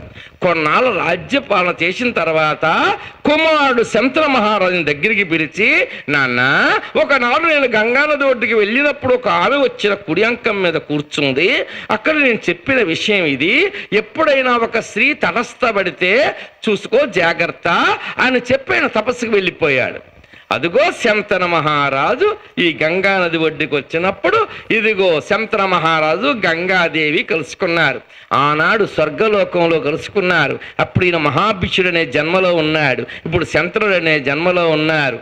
ఆమె గంగాదేవి ఒకరినొకరు చూసుకున్నారు. వివాహం చేసుకోవాలి నిర్ధారణ చేసుకున్నారు. ఒక షరతు పెట్టింది. షరతు పెట్టకపోతే పుట్టిన బిడ్డను తీసుకెళ్ళి గంగలో పారేస్తుంటే ఏ భర్త ఊరుకుంటాడు నాన్న? అందుకనే ముందర కాళ్ళకి బంధం వేసింది. నీవు నన్ను పెండ్లి చేయదలుచుకుంటే తెలిస్తే ఒక్క మాట చెప్తున్నాను విను. నేను ఏం చేసినా నువ్వు మాట్లాడకూడదు, అంటే బెల్లం కొట్టిన రాయిలాగే ఉండాలన్నమాట. నేనేం చేసినా మాట్లాడకూడదు. ఏమన్నా మాట్లాడి ఎదురు సమాధానం చెప్పేవా నేను వదిలిపెట్టి వెళ్ళిపోతాను. ఇది షరతు. అంటే ఆమె అందానికి వసుడైపోయాడు. సరే అన్నాడు. వివాహం అయిపోయింది. అదుగో 1 సంవత్సరం. ఏమన్నారు వశిష్ఠుల వారు? సంవత్సరం తేడాలో మీ జన్మ మీకు వస్తుంది, కానీ నా ఆవులెత్తుకొని పోయిన వాడు స్థిరస్థాయిగా ఉండిపోవాలని చెప్పి శపించాడు పరిపూర్ణంగా. అదిగో మొదటి సంవత్సరం ఒక బిడ్డడు ఉద్భవించాడు. వెంటనే పురటాలను ఆలోచించలేదు, వెంటనే తీసుకెళ్ళి గంగలో పారేసింది. అతని జన్మ అతనికి వచ్చేసింది. చూస్తున్నాడు, ఏమిటి అలా బిడ్డను తీసుకెళ్ళి అలా పారేసిందని. ఏమన్నంటే ఇవిడ వెళ్ళిపోతుంది. అలా మనసులో బాధపడుతున్నాడు. 2వ బిడ్డ, 3వ బిడ్డ, 4వ బిడ్డ, 5వ బిడ్డ, 6వ బిడ్డ, 7వ బిడ్డ. అదిగో అందరూ వెళ్ళి గంగపాలు చేస్తుంటే ఒళ్ళు కొత్త ఉడికిపోతుంది. ఇలా చేస్తే రాజ్యం అరాచకం అయిపోదా? వంశం విచ్ఛిన్నం అయిపోదా? వంశోద్ధారకుడు లేకపోతే నా కురు వంశం నాశనం అయిపోదా? ఈసారి ఏదైనా తేల్చేస్తాను, ఉంటాదో ఊడిపోతాదో. చూశారండి, రాజుగారి శాపం, రాజుగారు కోపం, వశిష్ఠుల వారు శాపం. రాజుగారు కోపం, మునీశ్వరుడు శాపం. 2 రైస్ మిల్ దగ్గర కలుసుకున్నాయి ఇప్పుడు. సరే, ఇప్పుడు దాకా లేని కోపం ఇప్పుడు ఎక్కువయ్యింది అతనికి. వెంటనే 8వ కాన్పు. వెంటనే ఆ బిడ్డను తీసుకొని వెళ్ళిపోతుందండి గంగానదిలో పారేద్దామని. వెంటనే ఆ బిడ్డని దుర్మార్గురాల ఇప్పటికే 7గురిని తీసుకెళ్లి గంగపాలు చేసి నా నోరు మూసుకున్న దద్దమ్మని చవటని, ఈ బిడ్డని ఇలా పారేయటానికి వీలు లేదు, నా రాజ్యం అరాచకం అవుతుంది, నా వంశం విచ్ఛిన్నం అయిపోతుంది, వంశోద్ధారకుడు లేకపోతే నాకు ఏ రకమైన పరివర్తన ఉంటుంది, ఇలా ఈ బిడ్డని అని లాగేసుకున్నాడు. మహారాజా, మీకు నిన్నటి వరకు లేని కోపం ఇప్పుడు ఎక్కువైంది. దానికి కారణం ఏమిటో తెలుసా? నా గర్భాన ఉద్భవించిన వారు అష్టమ వసువులు. అదిగో వారు కోరుకున్నారు కాబట్టి ఆ షరతు పెట్టి ఆ నీటిలో పారేశాం, వారి జన్మ వారికి ఇచ్చేశాను. ఇప్పుడు నా చంకలో ఉన్న బిడ్డడు మీ చంకలో ఉన్నాడు, ఈ పుడతాడు. పూర్వ జన్మలో అష్టమ వసువు ఆమె భార్య మాట విని వశిష్ఠుల వారు ఆవునెత్తుకొని పోయిన వాడు ఇతడే. అందుకని చాలా కాలం భూమి మీద ఉండిపోవాలని చెప్పి వశిష్ఠ వారి శాపం. అందుకే మీరు ఈ విధంగా కోపగ్రస్తులై బిడ్డను లాక్కున్నారు. ఆ బిడ్డను నాకు ఇవ్వండి, సర్వ విద్యలు నేర్పించి మీకు సమర్పణ చేస్తాను అని చెప్పి బిడ్డతో గంగా నదిలో దిగిపోయాడు. అన్ని విద్యలు నేర్పించి పరశురాముడు వల్ల అన్ని విద్యలు నేర్పించి మళ్ళీ ఈ గంగాదేవి తన భర్త అయినటువంటి శంతర మహారాజుకి ఇచ్చేసింది. అంటే శంతర మహారాజు కుమారుడు గాంగేయుడు, అంటే భీష్ముడు ఇంకా అవలేదు. ఇప్పుడు ఈ శంతర మహారాజు వ్యాసుల వారి తల్లి ఎవరు నాన్న? సత్యవతి. మత్స్యోదరి, మత్స్యగంధి, కాళింది, యోజనాగంధి 5వ పేరు. వ్యాసుల వారు పెట్టిన పేరేమిటి? సత్యవతిని ఇప్పుడు ఎలా పెండ్లి చేసుకున్నాడు. ఒకనాడు శంతన మహారాజు అదుగో వేటకని బయలుదేరాడు. వేటకని బయలుదేరిన తర్వాత ఆ అడవిలో ఒక అద్భుతమైన సువాసన వస్తుందమ్మా నాన్న. ఒక అద్భుతమైనటువంటి సువాసన, పరిమళ గంధం విదజల్లుతుంది. ఆ వస్తువు ఉంటే ఎక్కడి నుంచి అబ్బా ఎంత పరిమళ సువాసన వస్తుందని చెప్పి అలా వెళ్ళాడు. వెళితే అక్కడ ఎవరున్నారు? సత్యవతి. బట్టలు కట్టుకున్న ఒలువులు మాసిపోయి ఉన్నాయి. ఆమె యొక్క మహానుభావ, నా మేను పొలుసు కంపన్నప్పుడు సుగంధం వచ్చుగాక యోజన దూరం తగులుగాక అనేసి వరం ఇచ్చాడు కదండి. ఆ వరప్రభావం చేత ఈ అడవిలో సంచరిస్తున్నటువంటి ఈ సత్యవతి యొక్క దేహం నుంచి ఇంత సువాసన వస్తుంటే ఆమె దగ్గరికి ఎక్కడి నుంచి సువాసన అంటూ వెళ్ళగా ఈ సత్యవతి కనిపించింది.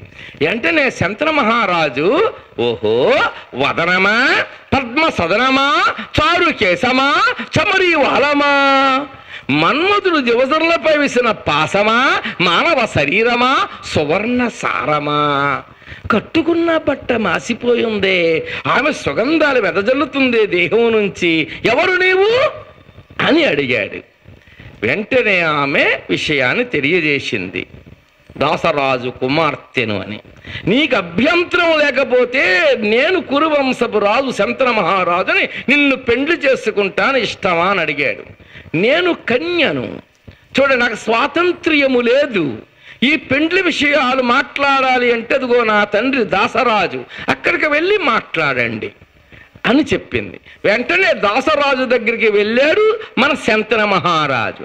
ఆ కనిపిస్తున్న అమ్మాయి మీ కుమార్తెట, పేరు సత్యవతట, నేను వివాహం చేసుకుందాం అనుకుంటున్నానయ్యా దాసరాజా అన్నాడు. వెంటనే అతను అంటాడు, చూడండి మరి మీకో బిడ్డడున్నాడు కదా, ఎవరు?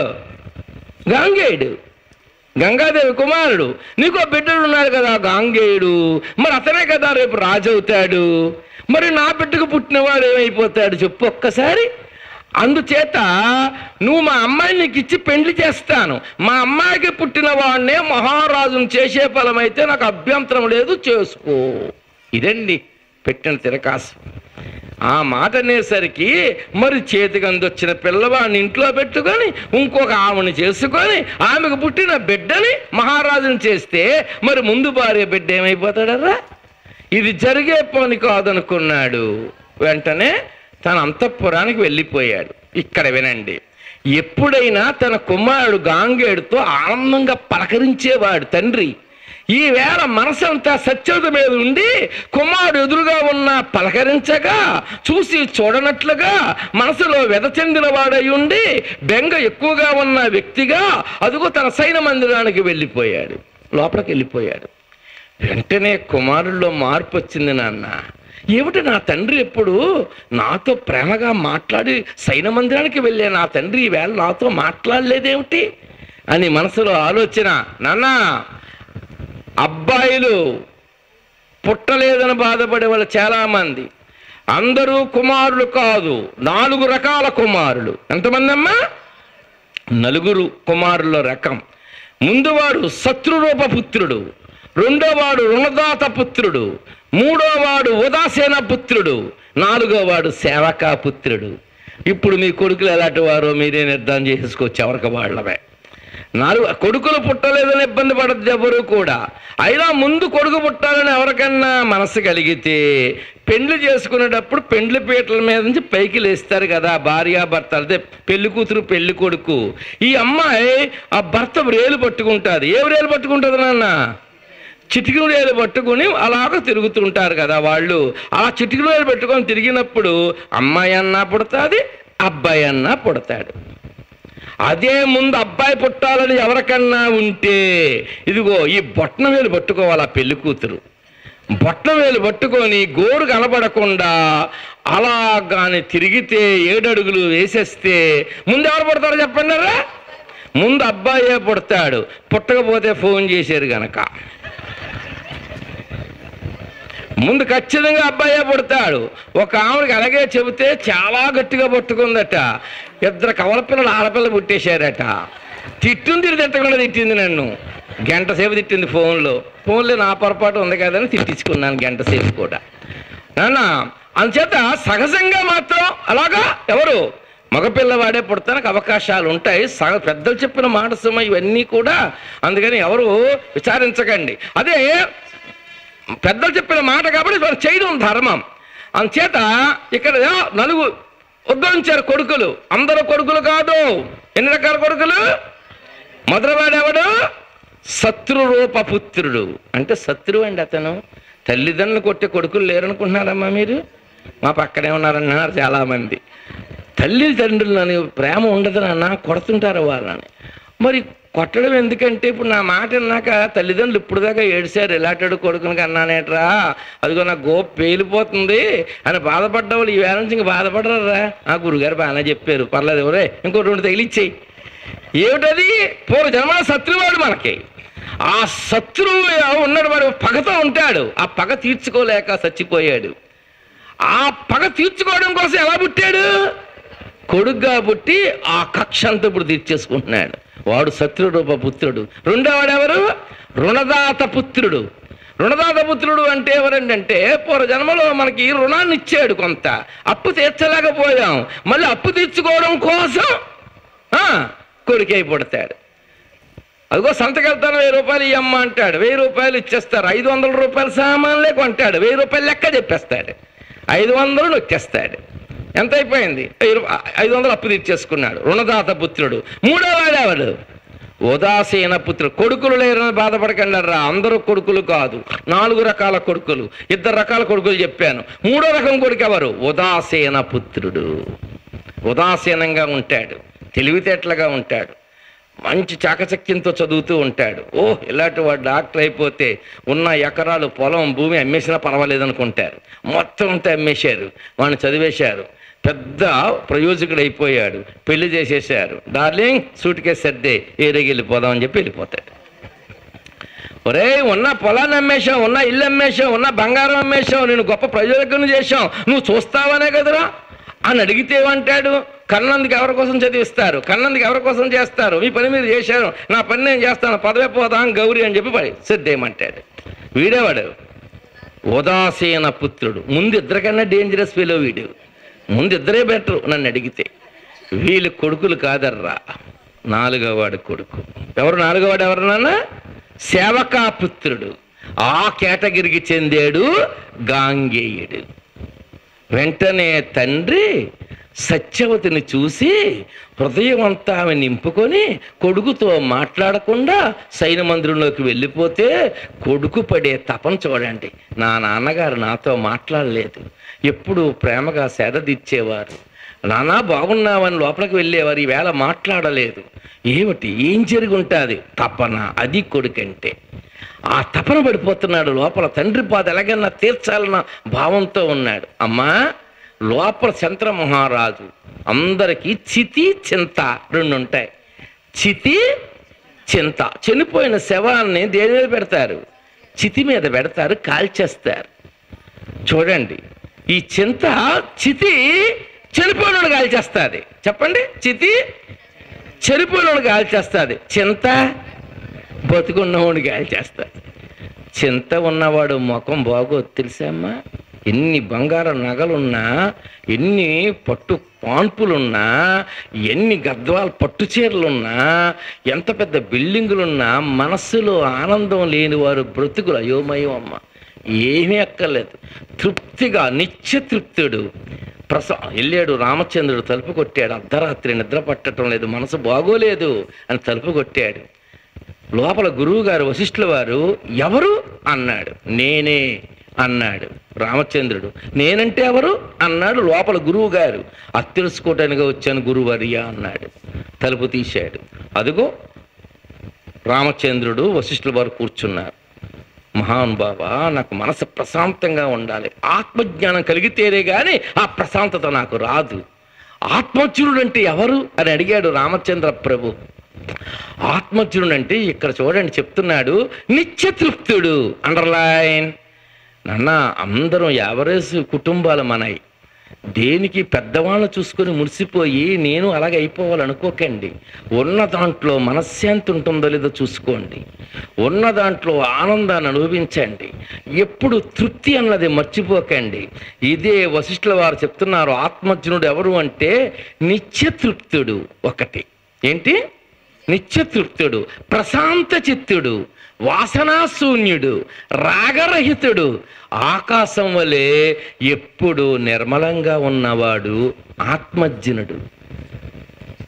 చూడన్నా, సైకిల్ మీద వెళ్తున్నవాడు ఎదురు బైక్ మీద వెళ్తున్న వాడిని పోల్చుకొని ఇద్దరం ఒకసారి వ్యాపారం మొదలుపెట్టాను. ఇంకా నాకు ఎప్పుడు ఈ డొక్కు సైకిలే, నాకు ఇంకా ఎప్పుడు ఈ డొక్కు సైకిలే, పెళ్ళు ఊడిపోతుంది, ఒక్కొక్కసారి ఇరిగిపోతుంది, నాకు ఎప్పుడు ఈ డొక్కు సైకిలే. ఇద్దరం ఒకసారి వ్యాపారం మొదలుపెట్టాం. వాడు బైక్ మీద ఎంత ఆనందంగా వెళ్ళిపోతున్నాడో అని చెప్పి అనుకుంటూ ఉంటే ఈ బాధలో ఈ సైకిల్ ఏ ట్రాక్టర్ కిందగా పోద్ది. ఈ బాధ రోడ్డుకి వచ్చట్లేదు, ఆ బాధ ఎక్కువైపోయింది వాడికి. అదే నాన్న, సైకిల్ మీద వెళ్తున్నవాడు నడిచి వెళ్తున్నవాడిని చూసి, ఓహో పాపం సైకిల్ కూడా లేదు, నాకు భగవంతుడి డొక్కు సైకిల్ అన్నా ఇచ్చాడు. ప్లీజ్, ఎందుకో చెప్తున్నాం అనుకోవద్దు, మన కోసం మనం చెప్పుకున్నాం. ఎన్ని బ్రతుకులు అస్తవ్యస్తంగా ఉన్నాయి నాన్న తృప్తి లేక. భగవంతుడు ఎప్పుడప్పుడు, నానా నువ్వు ఏది పెట్టావో అది వచ్చేసింది ఇక్కడ, నువ్వు ఏ పెట్టో నాడుతుంది, అందుకని ఇప్పుడు ఈ జన్మం చూసుకో. నీకు ధర్మకార్యానికి చేసే అవకాశం ఉంది, ధర్మకార్యం చేయించు. నా సత్సంగానికి వెళ్ళే అవకాశం ఉంది, సత్సంగానికి వెళ్ళండి. వారానికి 2 గంటలు. మనకు కూడా వచ్చేది ఇది ఒక్కటైన సంగతి ఎవరు మర్చిపోకండి దయచేసి. ఏ ఒక్కరు కూడా, ఎన్నున్నా మనకు కూడా రావు, అన్ని ఇక్కడ వదిలిపెట్టి వెళ్ళిపోవలసిందే. ధనాని భూమౌ పశవచ్చగోష్ఠే నారీ గృహద్వారి. చూడండి, శ్మశాన బంధు దేహే చితాయాం పరలోక మార్గే జీవయేక సత్సంగ ఫలితం గోగచ్చతి. ఒక్కసారి సత్సంగ సభ్యులు చప్పట్లు కొట్టుకోండి. ధనాని భూమో, కట్టలన్నీ పెట్టెలో, కట్టె మాత్రం కాటిలోకి పోతుంది. ఇక్కడే ఉన్నాయి నా 100 ఎకరాలు, ఇక్కడే ఉండిపోయాయి. నా గద్దాలు పట్టు చీరలన్నీ అక్కడే ఉండిపోయాయి, నా నగలన్నీ ఇక్కడే ఉండిపోయాయి, అది నా బిల్డింగ్ అంతా ఇక్కడే ఉండిపోయింది. ధనాని భూమో, నా కార్లన్నీ ఇక్కడే ఉండిపోయాయి, నా ఆస్తి అంతా ఇక్కడే ఉండిపోయింది. ధనాని భూమో పశవచ్చగోష్ఠే, పశువులన్నీ అంబా నరుస్తున్నాయి, ఒక్క పశువు నాకు కూడా రావటం లేదు. నారీ గృహద్వారి, అంత వైభవంగా పెళ్లి చేస్తే నా భార్య నాతో సుఖ సంతోషాలు అనుభవించింది, కానీ అదిగోనే శ్మశానానికి వెళ్ళిపోతుంటే నా అడుగులు 4 ఇట్లేమిటి లేదు. గుమ్మం దగ్గరే వచ్చి ఉండిపోవాలి భార్య, బయటికి వెళ్ళటానికి లేదు. నారీ ఆవిడ ఎక్కడ ఆగిపోయింది, పశువులు ఎక్కడ ఆగిపోయాయి, ఈ ఇల్లు ఈ యొక్క సంపదలంతా ఇక్కడే ఆగిపోయాయి. వెళ్తారు శ్మశానానికి బంధువులు మిత్రులు, ఆ పరుగుబడిని బట్టి వెళ్తారు శ్మశానానికి, తగలబెట్టేసి వచ్చేస్తారు. వచ్చేసారు వాళ్ళ కూడా. పోనీ దీని ఏమైనా అద్భుతంగా పోయిపోం, ఇది దేహం ఏమైనా పట్టుకెళ్తావా? దేహే చితాయా, ఇంత బూడిదైపోయింది ఈ దేహం, వెళ్ళిపోతుంది మరి పరలోక మార్గే జీవయేక. అంగుష్ట మాత్రాన ఈ జీవి వెళ్ళిపోతూ ఉంటుంది. ఏం పట్టుకెళ్తున్నామర్రా? ఏనాడు నువ్వు ధర్మకార్యం చేశావు, స్వామి మా మీద అభిమానంతో మా రమణ భవానీ గారు మళ్ళీ పట్టుబట్టి రండి గురువు గారు అన్నారు. అద్భుతంగా ఏర్పాటు చేశారు, ఇంతమంది తరింపబడతారని చెప్పి ఆలోచన చేశారు. మీరందరూ కూడా గురువుగారు కార్యక్రమాన్ని నడిపించాలని చెప్పి ఆలోచనతో వచ్చారు. ఈ ధర్మకార్యం ఎక్కడికి పోతున్నానా? ఈ ఫలితం ధర్మం గోగచ్చతి, సత్సంగ ఫలితం గోగచ్చతి, సత్కర్మ ఫలితం గోగచ్చతి. ఇదే మనకు కూడా వెళ్ళిపోతుంది. ఇంకోటి వెళ్ళే అవకాశాలు మనకు లేవు నాన్న, యథార్థం చెప్తున్నాం. అందుకని మనకు కూడా పట్టుకెళ్ళేదంటూ ఏమన్నా ఉందంటే ఏమీ లేదు. అందుకనే నా ఉన్నంతకాలం హ్యాపీనెస్. నిత్యతృప్తుడు, ఎప్పుడు ప్రశాంతంగా ఉండండి, వాసనలు లేకుండా ఉండండి, అన్నిటి మీద రాగం పెట్టుకోకండి. భగవంతుడు ఎంత సంప్రాప్త చేస్తే అంతే సంప్రాప్తి అయిపోయింది అనుకోండి, ఎవ్వరు విచారించకండి. అందుకని ఇక్కడ చితి చింత, పనికిమాల దాని కోసం చింతన చేస్తున్నాడు. కుమారుడితో మాట్లాడలేదు. వెంటనే కుమారుడు దగ్గరికి వెళ్ళాడు. నాన్నగారు ఒక్క మాట చెప్తాను వినండి. ఎందుకు అలా ఉన్నారు? ఒక్క చిన్న విషయం చెప్తాం. శ్రీరామచంద్రుడు అడవులకు వెళ్ళిపోయాడు అంటే తండ్రి గారు ఆజ్ఞ కాదా అండి? కొడుకు మాటలు, గాంగేయుడు మాటలు, ఇంకా భీష్ముడు అవ్వలేదు. చూడండి, అడవికి వెళ్ళిపోయాడు శ్రీరామచంద్రుడు, తండ్రి గారు ఆజ్ఞ కాదండి? సత్యహరిశ్చంద్రుడు కుమారుడు రోహితుడు బ్రాహ్మణుడికి అమ్ముడైపోయాడు అంటే తండ్రి గారు ఆజ్ఞ కాదండి? సులక్షేపుడు అజీగర్తుడు కుమారుడు యజ్ఞపశుగా బలైపోవటానికి తండ్రి గారు ఆజ్ఞ కాదండి? జమదగ్ని కుమారుడు పరశురాముడు, తండ్రి గారు ఆజ్ఞ, పరశురాముడు యొక్క ఆజ్ఞ ప్రకారం, నాన్న జమదగ్ని ఆజ్ఞ ప్రకారం పరశురాముడు అంతటి వాడు తన తల్లి అయిన రేణుకాదేవి శిరస్సు నరికి పారేయలేదా నాన్నగారు? ఎంతమంది కొడుకులు తండ్రి గారు మాట ఆలకించి ఆజ్ఞకి వశపడి అటువంటి మహోత్తర కార్యాలు చేస్తే నేను మాత్రం మీ కొడుకును కాదా నాన్నగారు? ఎందుకు అలా ఉన్నారు నాన్నగారు? చెప్పండి. మీ బాధ ఏమిటి? మీ బెంగ ఏమిటి? మీ దుఃఖం ఏమిటి? మీ ప్రతిబంధకం ఏమిటి? మీ సమస్య ఏమిటి? మీ చింత ఏమిటి? సూర్యుడా, చంద్రుడా, యముడా, కుబేరుడా? చెప్పండి. తీసుకొచ్చి మీ పాదాల ముందు పడస్తాను, పాదాక్రాంతులను చేసేస్తా. ఏ తండ్రి మాత్రం ఏం చెప్తాడు నాన్న? ఒరే ఒక అమ్మాయిని చూశానురా, నీకు ఇచ్చి పెళ్లి చేద్దాం అనుకోవట్లేదురా, నేను చేసేసుకుందాం అనుకున్నట్రా. పాప తండ్రి చెప్దామన్నా చెప్పే మాట కాదు కదా అది. అది చెప్పలేక, కక్కలేక, మింగలేక అలా లోపల బాధపడుతూ ఉంటే వెంటనే బయటకు వచ్చాడు. మంత్రులారా ఇలా రండి, నా తండ్రి ఏదో దాస్తున్నాడు చూడండి. కొడుకంటే వాడు. లోపలికి వెళ్ళండి, మొత్తం తన తండ్రి కోరిక తీర్చేయాలి అంతే అతను పట్టుదల. అతను ఏమైపోయినా పర్వాలేదు. బర్నింగ్ క్యాండిల్, వెలుగుతున్న కొవ్వొత్తు పైన అలా మంటమ్మా, నాకు మంట పెట్టేశారని ఆలోచించదు. ఓ ఎదరవారి వస్తువు కనపడుతుందా లేదా? కనపడుతుంది. దారి ఇస్తున్నానా లేదా? ఇస్తున్నాను. నేను అరాయించుకుపోయినా నాకు బాధ లేదు. అది భీష్ముడి జన్మ. వెంటనే వెళ్ళారు మంత్రులు, కష్టం మొత్తానికి అడిగారు. ఇలాగా దాసరాజు కుమార్తె సత్యవతిని చూశాను, మనసు పట్టానని. ఆ వచ్చి గాంగేడికి చెప్పారు.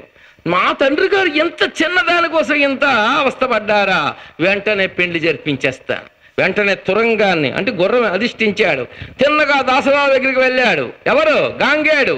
దాసరాజా, మీ కుమార్తె ఉందట, పేరు సత్యవదట, మా తండ్రి మనసు పడ్డాడు, పెళ్లి చేసుకుందాం అనుకుంటున్నాడు.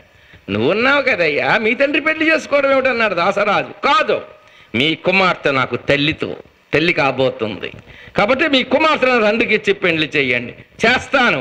మరి రేపో మాపో నువ్వు రాజు అవుతావు కదా అన్నాడు. ఎవరు? దాసరాజు. రేపో మాపో నువ్వు రాజు అవుతావు, మరి నా కుమారుడు పుట్టిన బిడ్డ ఏమైపోతాడు? అదా మీ సమస్య. నాకు రాజ్యంతో పని లేదన్నాడు. నేను రాజ్యాన్ని స్వీకరించనన్నాడు. సరే, నీకు రాజ్యం అక్కర్లేదయ్యా, నీకు పెండ్లు అవుతుంది, పెండ్లు అయిన తర్వాత నీకు కొడుకు పుడతాడు, మరి నీకు పుట్టిన కొడుకు నా మనడు గడ్డొస్తే ఏమైపోవాలి నేను? చూసారా, నా కూతురు పుట్టిన బిడ్డ గడ్డొస్తే ఏం చెయ్యాలి అన్నాడు. అదా దాసరాజా మీ సమస్య. నాకు రాజ్యంతో పని లేదంటే నాకు పెండ్లు అయితే నా పుట్టిన బిడ్డవాడు మీ మనడు గడ్డొస్తాడేమనుకుంటున్నారు, కాబట్టి చెప్తున్నాను వినండి. దశరాజా, భూచరుడు సాక్షి, ఖేచరుడు సాక్షి, పంచభూతాలు సాక్షిగా నేను పెండ్లి చేసుకోను అని తీవ్రమైన భీష్ముడు వ్రతం పట్టాడు. కాబట్టి ఆ రోజు నుంచి ఏమయ్యాడు ఆయన? భీష్మాచార్య. అదండి గొప్పతనం. తీక్షణమైనటువంటి భీష్మ వ్రతం బట్టి భీష్ముడుగా మారి దగ్గరుండి తన తండ్రి అయినటువంటి తన శంతన మహారాజుకి తన ఎవరు? సత్యవతి అంటే వ్యాసుల వారు తల్లి విశేషాన్ని వివరణ చేశాను ఇందాక. ఆ వివరాలన్నీ వివరణ చేస్తున్నా ఒకటోటి. ఆ సత్యవతికి ఇచ్చి పెళ్లి చేశారు. శంతన మహారాజు, సత్యవతి. వారికి జన్మించిన వారు ఎవరు నాన్న?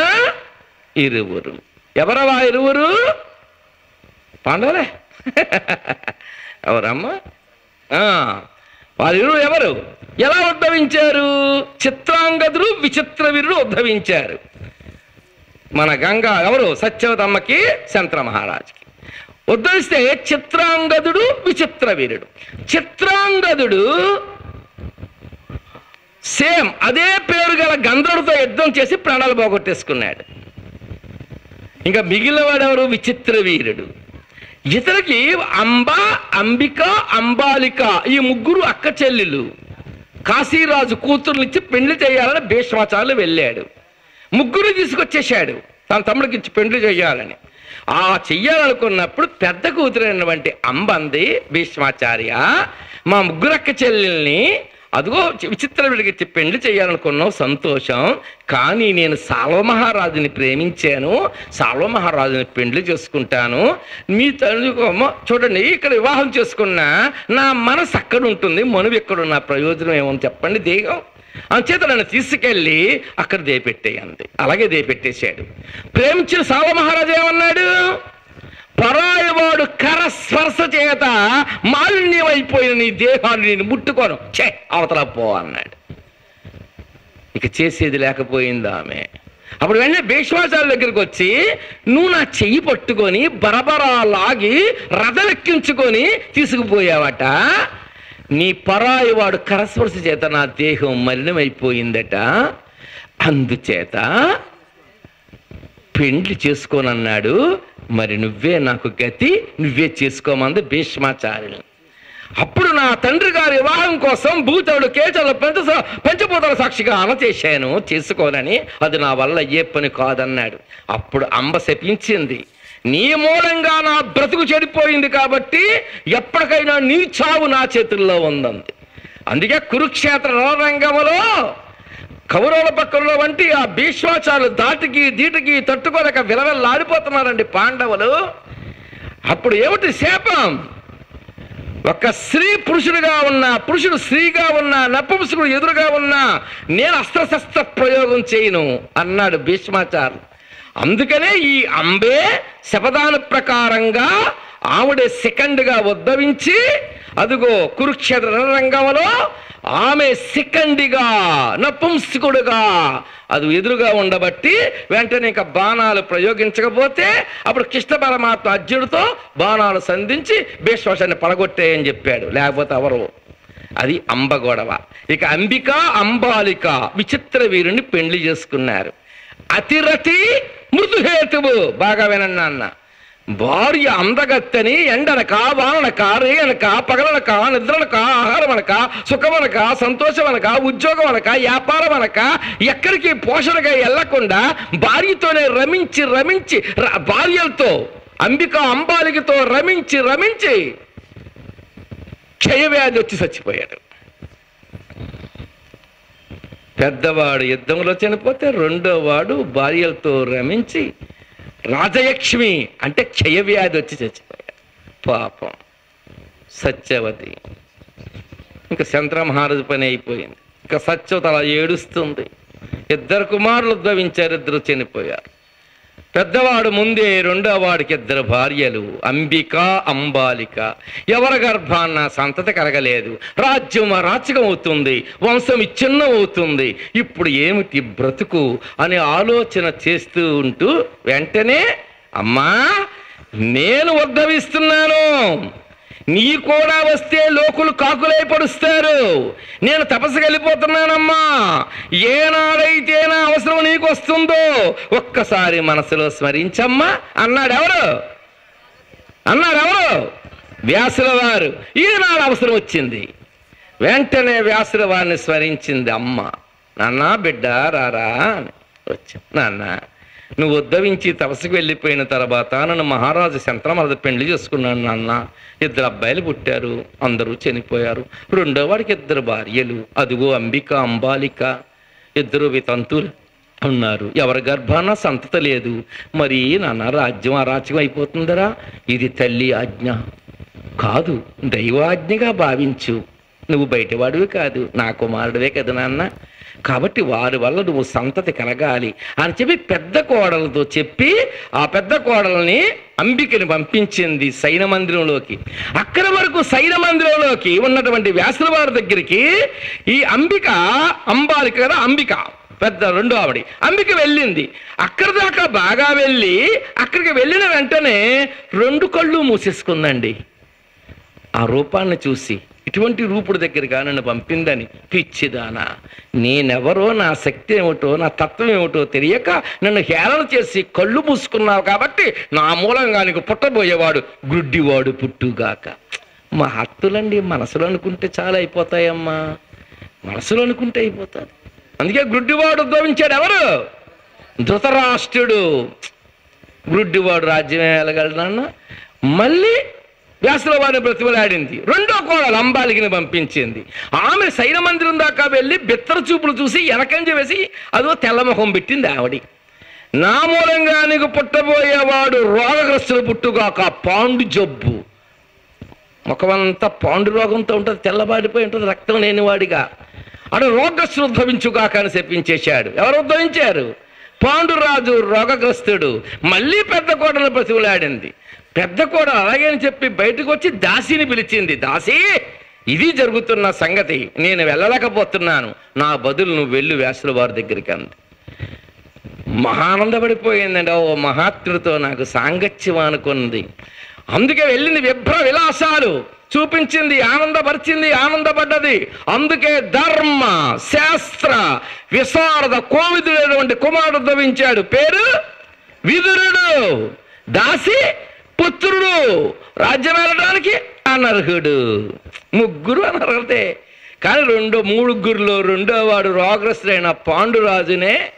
అప్పుడు భీష్మాచార్యులు విచారించకమ్మా, భీష్మాచార్యులు చెప్పిన మాట, పాండురాజును రాజించేయి, నేను ప్రక్క నుండి వ్యవహారం అంతా చూసుకుంటానని ధైర్యం చెప్పి పాండురాజుకి పట్టాభిషేకం చేసి అదిగో రాజ్యపాలన జరుగుతూ ఉండగా అటువంటి పాండురాజుకి భార్యలు ఎంతమంది నాన్న? 2. ఎవరా 2 నాన్న? కుంతీదేవి, మాద్రీదేవి. సరే, పుట్టిన సంతతి ఎంతమంది నాన్న? 6. కర్ణుడు కాక 5. అవునా? కర్ణుడు పక్కన పెట్టండి, 5. 5 ఎవరు? ధర్మరాజు, భీమసేనుడు, అర్జునుడు. 3 కుంతికి. నకులుడు సహదేవుళ్ళు మాద్రీదేవికి. సరే, 5. ఈ 5కి భార్య ఎవరినన్నా? ద్రౌపదీదేవి. పాండవ మధ్యముడు ఎవరినన్నా? అర్జునుడు. అర్జునుడికి రెండో భార్య ఎవరినన్నా? సుభద్ర. సుభద్రకి అర్జునుడికి జన్మించిన వారు ఎవరినన్నా? అభిమన్యుడు. అభిమన్యుడు భార్య ఎవరమ్మా? ఉత్తర. అభిమన్యుడు భార్య ఉత్తర. ఆ అభిమన్యుడికి ఉత్తరకి జన్మించిన వాడు ఎవరమ్మా? పరీక్షన్ మహారాజు. పరీక్షన్ మహారాజు భార్య పేరేమిటినన్నా? పరీక్షన్ మహారాజు కుమారుడు ఎవరు? చెప్పలేదు. శ్రీమంతుడిలో హీరో ఎవరమ్మా? బాహుబలిలో హీరో ఎవరినన్నా? వెంటనే చెప్పేయగలరు. అంత బాగా చెప్పేస్తారు, పుట్టి కడుపులో ఉన్న పిల్లలు చెప్పేస్తున్నాడు. సరే, మనకి విశేషం ఇక్కడ దాకా. అదిగో ఏనాడైతే అభిమన్యుడు కుమారుడు పరీక్షన్ మహారాజు ఉద్భవించాడు, కలియుగం ప్రారంభం. పరీక్షన్ మహారాజు ఉద్భవించాడు, కలియుగం ప్రారంభం. కలియుగ లక్షణాలు ఎలా ఉంటాయమ్మా? పరీక్షన్ మహారాజు అంటే ఇక్కడ ఇప్పటి వరకు ఏమిటి వంశ చరిత్ర? విష్ణుమూర్తి కుమారుడు బ్రహ్మదేవుడు, బ్రహ్మదేవుడు కుమారుడు వశిష్ఠుడు, వశిష్ఠు కుమారుడు శక్తి, శక్తి కుమారుడు పరాశరుడు, పరాశరు కుమారుడు వ్యాసుడు, వ్యాసుడు కుమారుడు పాండురాజు, పాండురాజు కుమారుడు అర్జునుడు, అర్జునుడు కుమారుడు అభిమన్యుడు, అభిమన్యుడు కుమారుడు పరీక్షన్ మహారాజు. అతని కుమారుడు జనమేజయుడు, జనమేజయుడు కుమారుడు శతానందుడు, శతానందుడు కుమారుడు క్షేముడు, క్షేముడు కుమారుడు విజయార్కుడు, విజయార్కుడు కుమారుడు విష్ణువర్ధనుడు, విష్ణువర్ధన కుమారుడు రాజరాజ నరేంద్రుడు, అతని కుమారుడు సారంగధరుడు. మనకి ప్రస్తుతానికి జనమేజయుడికి దేవీ భోగతత్వాన్ని వ్యాసుల వారు తెలియజేస్తారు కాబట్టి జనమేజయుడు తండ్రి పరీక్షన్ మహారాజు ఉద్భవించాడు, కలియుగం ప్రారంభం. ఆ కలియుగ లక్షణాలు ఏమిటో ఒక్కసారి చూడండి. ఇప్పుడు ఆ కలియుగ ప్రవేశంలో పరీక్షన్ మహారాజు ఒక్కసారి వేటకని బయలుదేరాడు. వేటకని బయలుదేరిన పరీక్షన్ మహారాజు ఎంత తిరిగినా ఏమీ కనిపించకపోయేసరికి ఒక మృగాన్ని మొత్తానికి పట్టి ఎలాగన్నా చంపాలనుకుని చెప్పి వెళుతూ ఉన్నాడు. అది మాయమైపోతుంది, ఎప్పటికప్పుడు కనిపించటం లేదు. అలసిపోయాడు, సొలిసిపోయాడు, దప్పికతో దాహంతో అదుగో చాలా బాధపడుతూ ఉన్నాడు. ఆ దాహం తీరాలనుకున్నాడు. అక్కడ ఒక మునీశ్వరుడు తపస్సు చేసుకుంటున్నాడు. మునీశ్వరుడు పేరు చెప్పగలరా ఎవరైనా? ఎవరు మునీశ్వరుడు పేరు? ఎవరు? సమీకుడు. సమీకుడు తపస్సు చేసుకుంటే అక్కడికి వెళ్ళాడు. ఎవరు? పరీక్షన్ మహారాజు. ఆ పరీక్షన్ మహారాజు, అభిమన్యుడు కుమారుడు పరీక్షన్ మహారాజు అక్కడికి వెళ్ళి దాహం ఏమన్నాడు? దాహం. ఏమండి, మన పూజ అయితే పర్వాలేదు, ఏదో దానం పెట్టుకుంటుంటాం, ఇలా దీపం వెలిగిస్తున్నాం, కేశవాయ స్వాహ అన్నాం, చిచ్చి కుక్కొచ్చింది చూడండి అంటున్నాం, నారాయణ స్వాహ అన్నాం, పాలు పొంగిపోతున్నట్టునే చూడరా అంటున్నాం, గోవిందాయ నమః అంటున్నాం, ఎవరు తలుపు కొడుతున్నారు చూడరా అంటున్నాం. మన పూజకి పర్వాలేదు, ఎంతమంది వచ్చినా, కుక్క వచ్చినా, నక్క వచ్చినా, పిల్లి వచ్చినా, పంది వచ్చినా లేచిపోవచ్చు మనం. కానీ వాళ్ళ పూజలు అలా ఉండవు కదా నాన్న. వాళ్ళు చేసి అలా ప్రశాంతంగా ధ్యానంలో ఉండిపోతున్నారు. అలా ప్రశాంతంగా ధ్యానంలో ఉండిపోతే ఈ మనసు మూలాధార స్వాధిష్టాన మణిపూరక అనాగత విశుద్ధి ఆజ్ఞ చక్రం దాటి సహస్రకంలో ఉన్న ఆ పరమేశ్వరి శాంభవి శక్తితో చుంబిస్తూ ఆనందాన్ని అనుభవిస్తూ జీవ బ్రహ్మైక్యంలో ఉంటారు వారు, మహానందంలో. అలాంటి తపస్సు చేస్తున్నాడు నాన్న సమీకుడు మునీశ్వరుడు. అక్కడికి వెళ్ళాడు. వెళ్ళి పరీక్షన్ మహారాజు దాహం దాహం ఇవ్వగలమా అమ్మ తల్లి జగన్మాత? ఒకసారి రానా అన్న అంటే మామూలు మెలకుగా ఉన్నాం కాబట్టి వస్తాం. నిద్రలో ఉన్నవాడు వస్తారా? రాలేరు. అలాగే నిద్రలో ఉన్నదేమిటి? సుషుప్తి అవస్థ. 3 అవస్థలు ఉంటాయనన్నా మనందరికీ, బాగా వినండి. జాగ్రత్త అవస్థ, స్వప్నావస్థ, సుషుప్తి అవస్థ. జాగ్రత్త అవస్థ అంటే ఇప్పుడు ఇది అందరం దేవి భాగవతం వింటున్నాం, అదో చెప్పుకుంటున్నాం, చాలీసా చేసాం, కొబ్బరికాయ కొట్టాం, ఆరతలు ఇచ్చాం, అట్టుబడులు పెట్టాం, పూజ చేసుకున్నాం. ఇవన్నీ జాగ్రత్త అవస్థ. వంట వండుకున్నాం, ఇంటి పని చేసుకున్నాం, వంట పని చేసుకున్నాం, వ్యాపారం చేసుకున్నాం, ఉద్యోగం చేసుకున్నాం, ఎవరి పని వాళ్ళు వ్యవసాయం చేసుకున్నాం. ఇవన్నీ జాగ్రత్త అవస్థ. ఈ ఇంద్రియాలన్నీ పనిచేస్తూ ఉంటాయి. బాగా వినండి. స్వప్నావస్థ, మంచం మీదకి వెళ్ళిన తర్వాత కాళ్ళు నడవవు, చేతులు అటు ఇటు కదలవు, కళ్ళు చూడవు, ముక్కు వాసన చూడదు, చెవులు వినపడవు. చూడండి, అలా ఉండిపోతాం. నోరు తిందు, అలా ఉండిపోతాం. కానీ మనసు బుద్ధి చిత్తం ఈ పని చేస్తుంటాయి, సూక్ష్మ శరీరం. అందుకే కళ్ళు వస్తుంటాయి. కళ్ళు ఎప్పుడు వస్తుంటాయంటే మనసు పనిచేస్తుంటుంది, అంతఃకరణ ఇంద్రియాలు పనిచేస్తూ ఉంటాయి. అది 2వ అవస్థ. మొదటిది జాగ్రత్త అవస్థ, 2 స్వప్నావస్థ, 3 సుషుప్తి అవస్థ. గాఢ నిద్రలోకి వెళ్ళిపోతాం. అప్పుడు మనసు కూడా పనిచేయదు. ప్రొద్దుట అవ్వంగానే అబ్బా భలే నిద్ర పట్టింది అంటున్నాం, అప్పుడు లేచిపోయిన తర్వాత అంటాం, ముందు అనలేం. అదే అవస్థ సుషుప్తి అవస్థ. సుషుప్తి అవస్థలో గాఢ నిద్రలో ఉంటాం. ఈ మహాత్ములు ఇప్పుడు పరీక్ష మహారాజు వెళ్ళాడే సమీకుడు జాగ్రత్త అవస్థలోనే సుషుప్తి అవస్థ పొందుతున్నాడు. అంటే అలా ప్రశాంతంగా ఉండి తన మనస్సంతా వశం చేసి అలా ఆనందాన్ని అనుభవిస్తుంటే అక్కడికి వెళ్ళి దాహం దాహం దాహం దాహం. మంచినీరు అడిగితే ఇవ్వాలని జ్ఞానము లేని వాడికి ఈ పనికిమాలిన ధ్యానమా? కలియుగ ప్రభావం చూశారండి. కలియుగ ప్రభావం. ఆ పెట్టుకున్న కిరీటం అటువంటిది నాన్న. ధర్మపూరితమైంది ఇంత చారేసుకు తినండర్రా. అధర్మపూరితమైంది పంచపక్ష వరాలు తిన్నా సుఖం లేదు. నువ్వు సంపాదించింతో ఆఖరికి ఒక పసుపు తాడికి పసుపు కొమ్ము కట్టుకొని మెళ్ళలో వేసుకొని పొద్దుటే మంగళే మంగళాధారే మాంగళ్యం మంగళప్రద మంగళార్థం మంగళేసి మాంగళ్యం దేహిమే సదా దీర్ఘ సుమంగళీ భవ. ఆ శ్లోకాన్ని చదవండర్రా. మీ భర్త ఎంత ఆనందంగా ఉంటాడో. అవే ఈ కార్డులో రాసిన విశేషాలు. యథార్థం చెప్తున్నా. అందులో అలాగే ఉగాది పచ్చడి తినేటప్పుడు ఎలా తింటామో మనకు తెలియదు.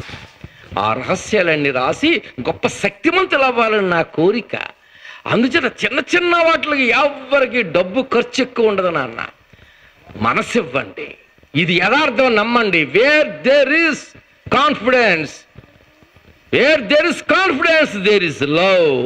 నమ్మకం ఉన్న చోట ప్రేమ ఉంటుంది. Where there is love there is truth. ప్రేమ ఉన్న చోట సత్యం ఉంటుంది. Where there is truth there is bliss, ఆనందం ఉంటుంది. సత్యం ఉన్న చోట ఆనందం. ఆనందం, where there is bliss there is God. ఎక్కడ ఆనందం ఉందో అక్కడ దేవుడు అలా తాండవం ఆడుతూ ఉంటాడు. ప్రతి దానికి తృప్తి పడిపోండర్రా ఎవరైనా సరే, లేకపోతే ఎంతున్నా ప్రయోజనం లేదు. అదిగో మన పరీక్షన్ మహారాజు పెట్టుకొచ్చినటువంటి కిరీటం ఉందే, ఆ కిరీటం జరాసంధుణ్ణి చంపేసి ఆ భీమసేనుడు తీసుకొస్తున్నప్పుడు జరాసంధుడు కొడుకు, మా నాన్నను చంపేసేవయ్యా, మా నాన్న కిరీటాన్ని నువ్వు తీసుకెళ్ళొద్దు, మా కిరీటం మాకిచ్చేయని అడిగితే ఇవ్వకుండా తీసుకెళ్ళాడు భీమసేనుడు. అది ధర్మరాజు దండించి ఓ పెట్టి అడుగులో పెట్టించేశాడు. పరీక్షన్ మహారాజు కర్మకాలి ఆ రోజున అక్రమంగా, అధర్మంగా, అన్యాయంగా సంపాదించినటువంటి ఆ కిరీటం నెత్తి మీద పెట్టుకెళ్తే ఎలా ప్రవర్తించాడో కూడా తెలియలేదు. అందుకనే నాన్న పూజ చేసేటప్పుడు, ఆ ద్రవ్యాలన్నీ కొనేటప్పుడు, తీర్థయాత్రలకు వెళ్ళేటప్పుడు, హోటల్లో దిగిపోయి టిఫిన్ చేసేటప్పుడు, ఆకలిగా ఉన్నప్పుడు గబగబా వెళ్ళి ఏదో తిందామని చెప్పి అక్కడ ఏదున్నా తినేసే ముందు ఒక గ్లాసు నీళ్ళు అడగండి ముందు. ఆ నీళ్ళు అడిగి చేతిలో వేసుకొని చుట్టూరు సంప్రోక్షణ చేసి ఏ దేవుడైతే ఆ దేవుడికి ఈశ్వరార్పణం, రామార్పణం, కృష్ణార్పణం, శివార్పణం, సాయి అర్పణం, దుర్గార్పణం, గురార్పణం, మీకు ఏ దేవుడు ఇష్టమైతే ఆ దేవుడికి అర్పణం చేసేయండి. అప్పుడు శుద్ధైపోతుంది అది. లేకపోతే వాళ్ళు ఎన్ని బాధలు, బెంగలు, దుఃఖాలు, ప్రతిబంధకాలు, సమస్యలు, చింతలు ఏమన్నారు ద్రౌపది దేవి ఏమంది, భీష్మాచార్య ఆ దుశ్శాసనుడు నా జుట్టు పట్టుకొని లాగుతూ నా చీరలు లాగుతున్నప్పుడు ధర్మబోధ చేయలేదేమిటయ్యా, ఇప్పుడు ధర్మబోధ చేస్తున్నావేమిటి అని అడిగింది ఒకప్పుడు. అమ్మా ఏం చేశానమ్మా, ఏమిటది?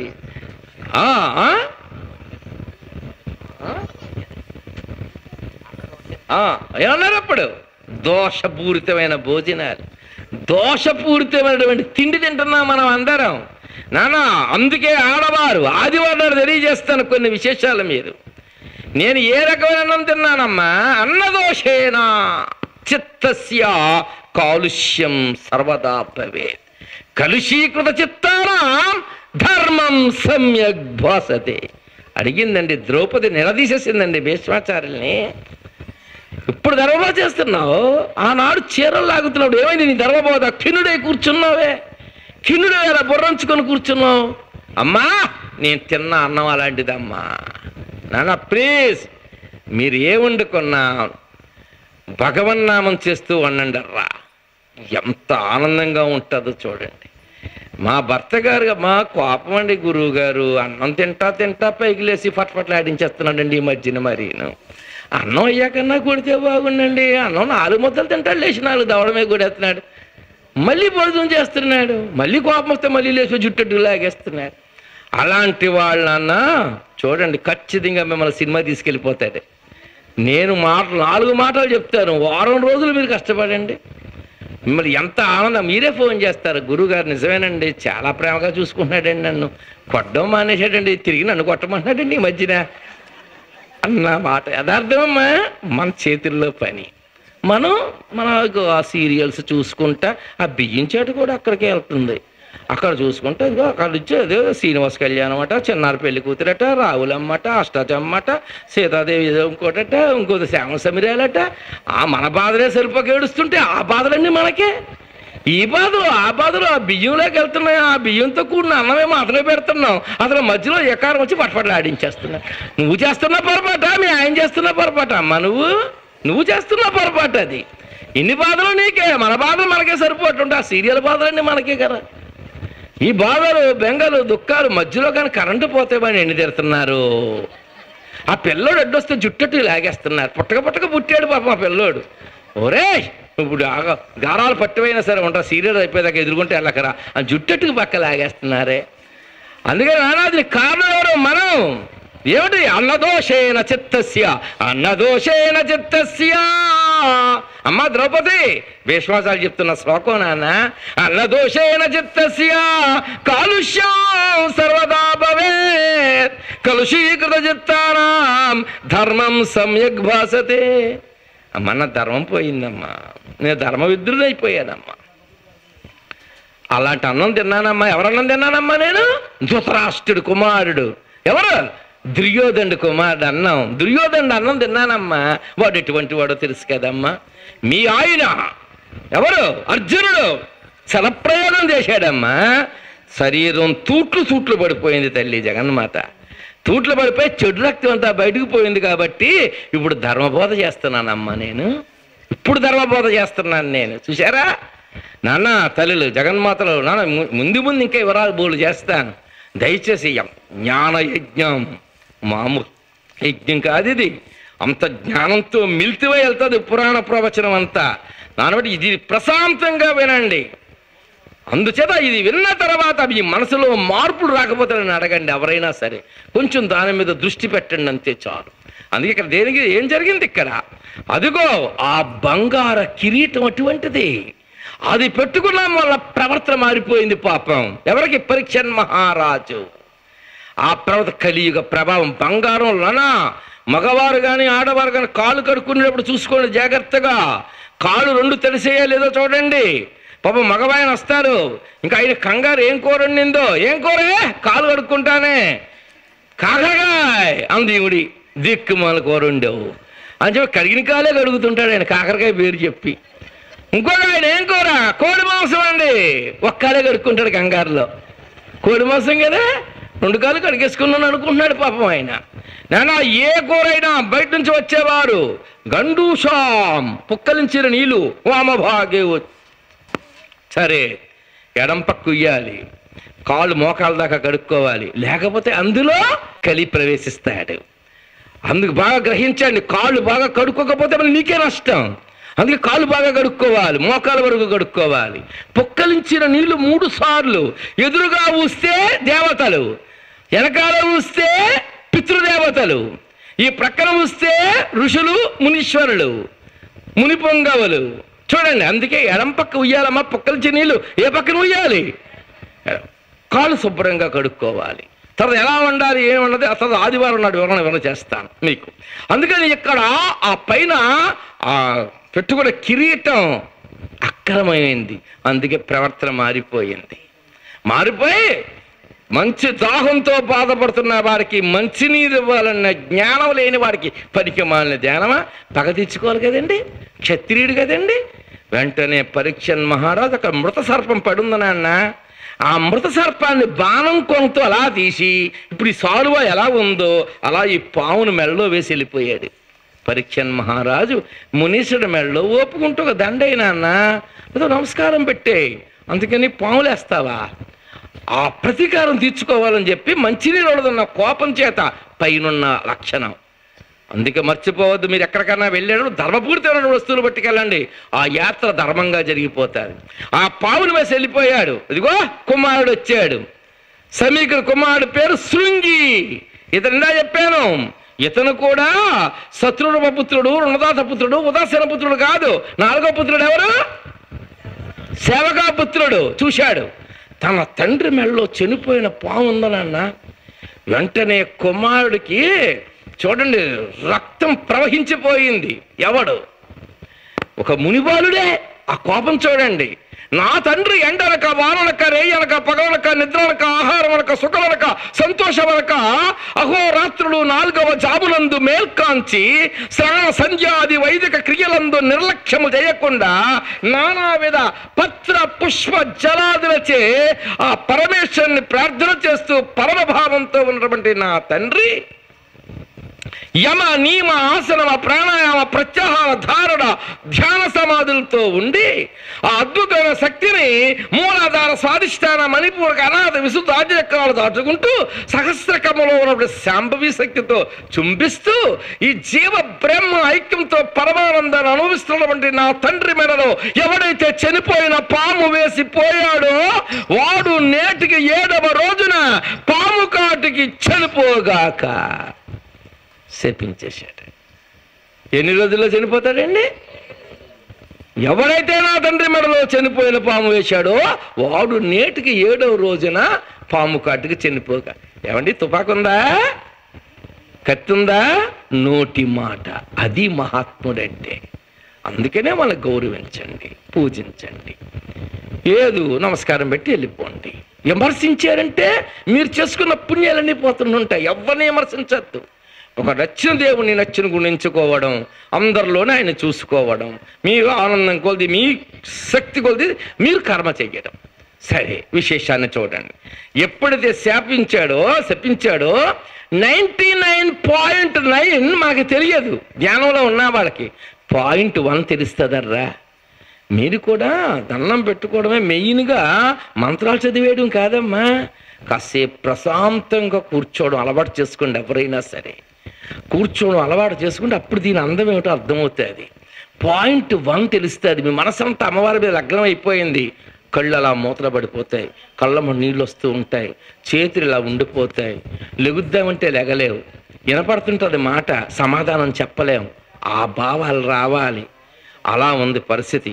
అతి కష్టం మీద 0.1.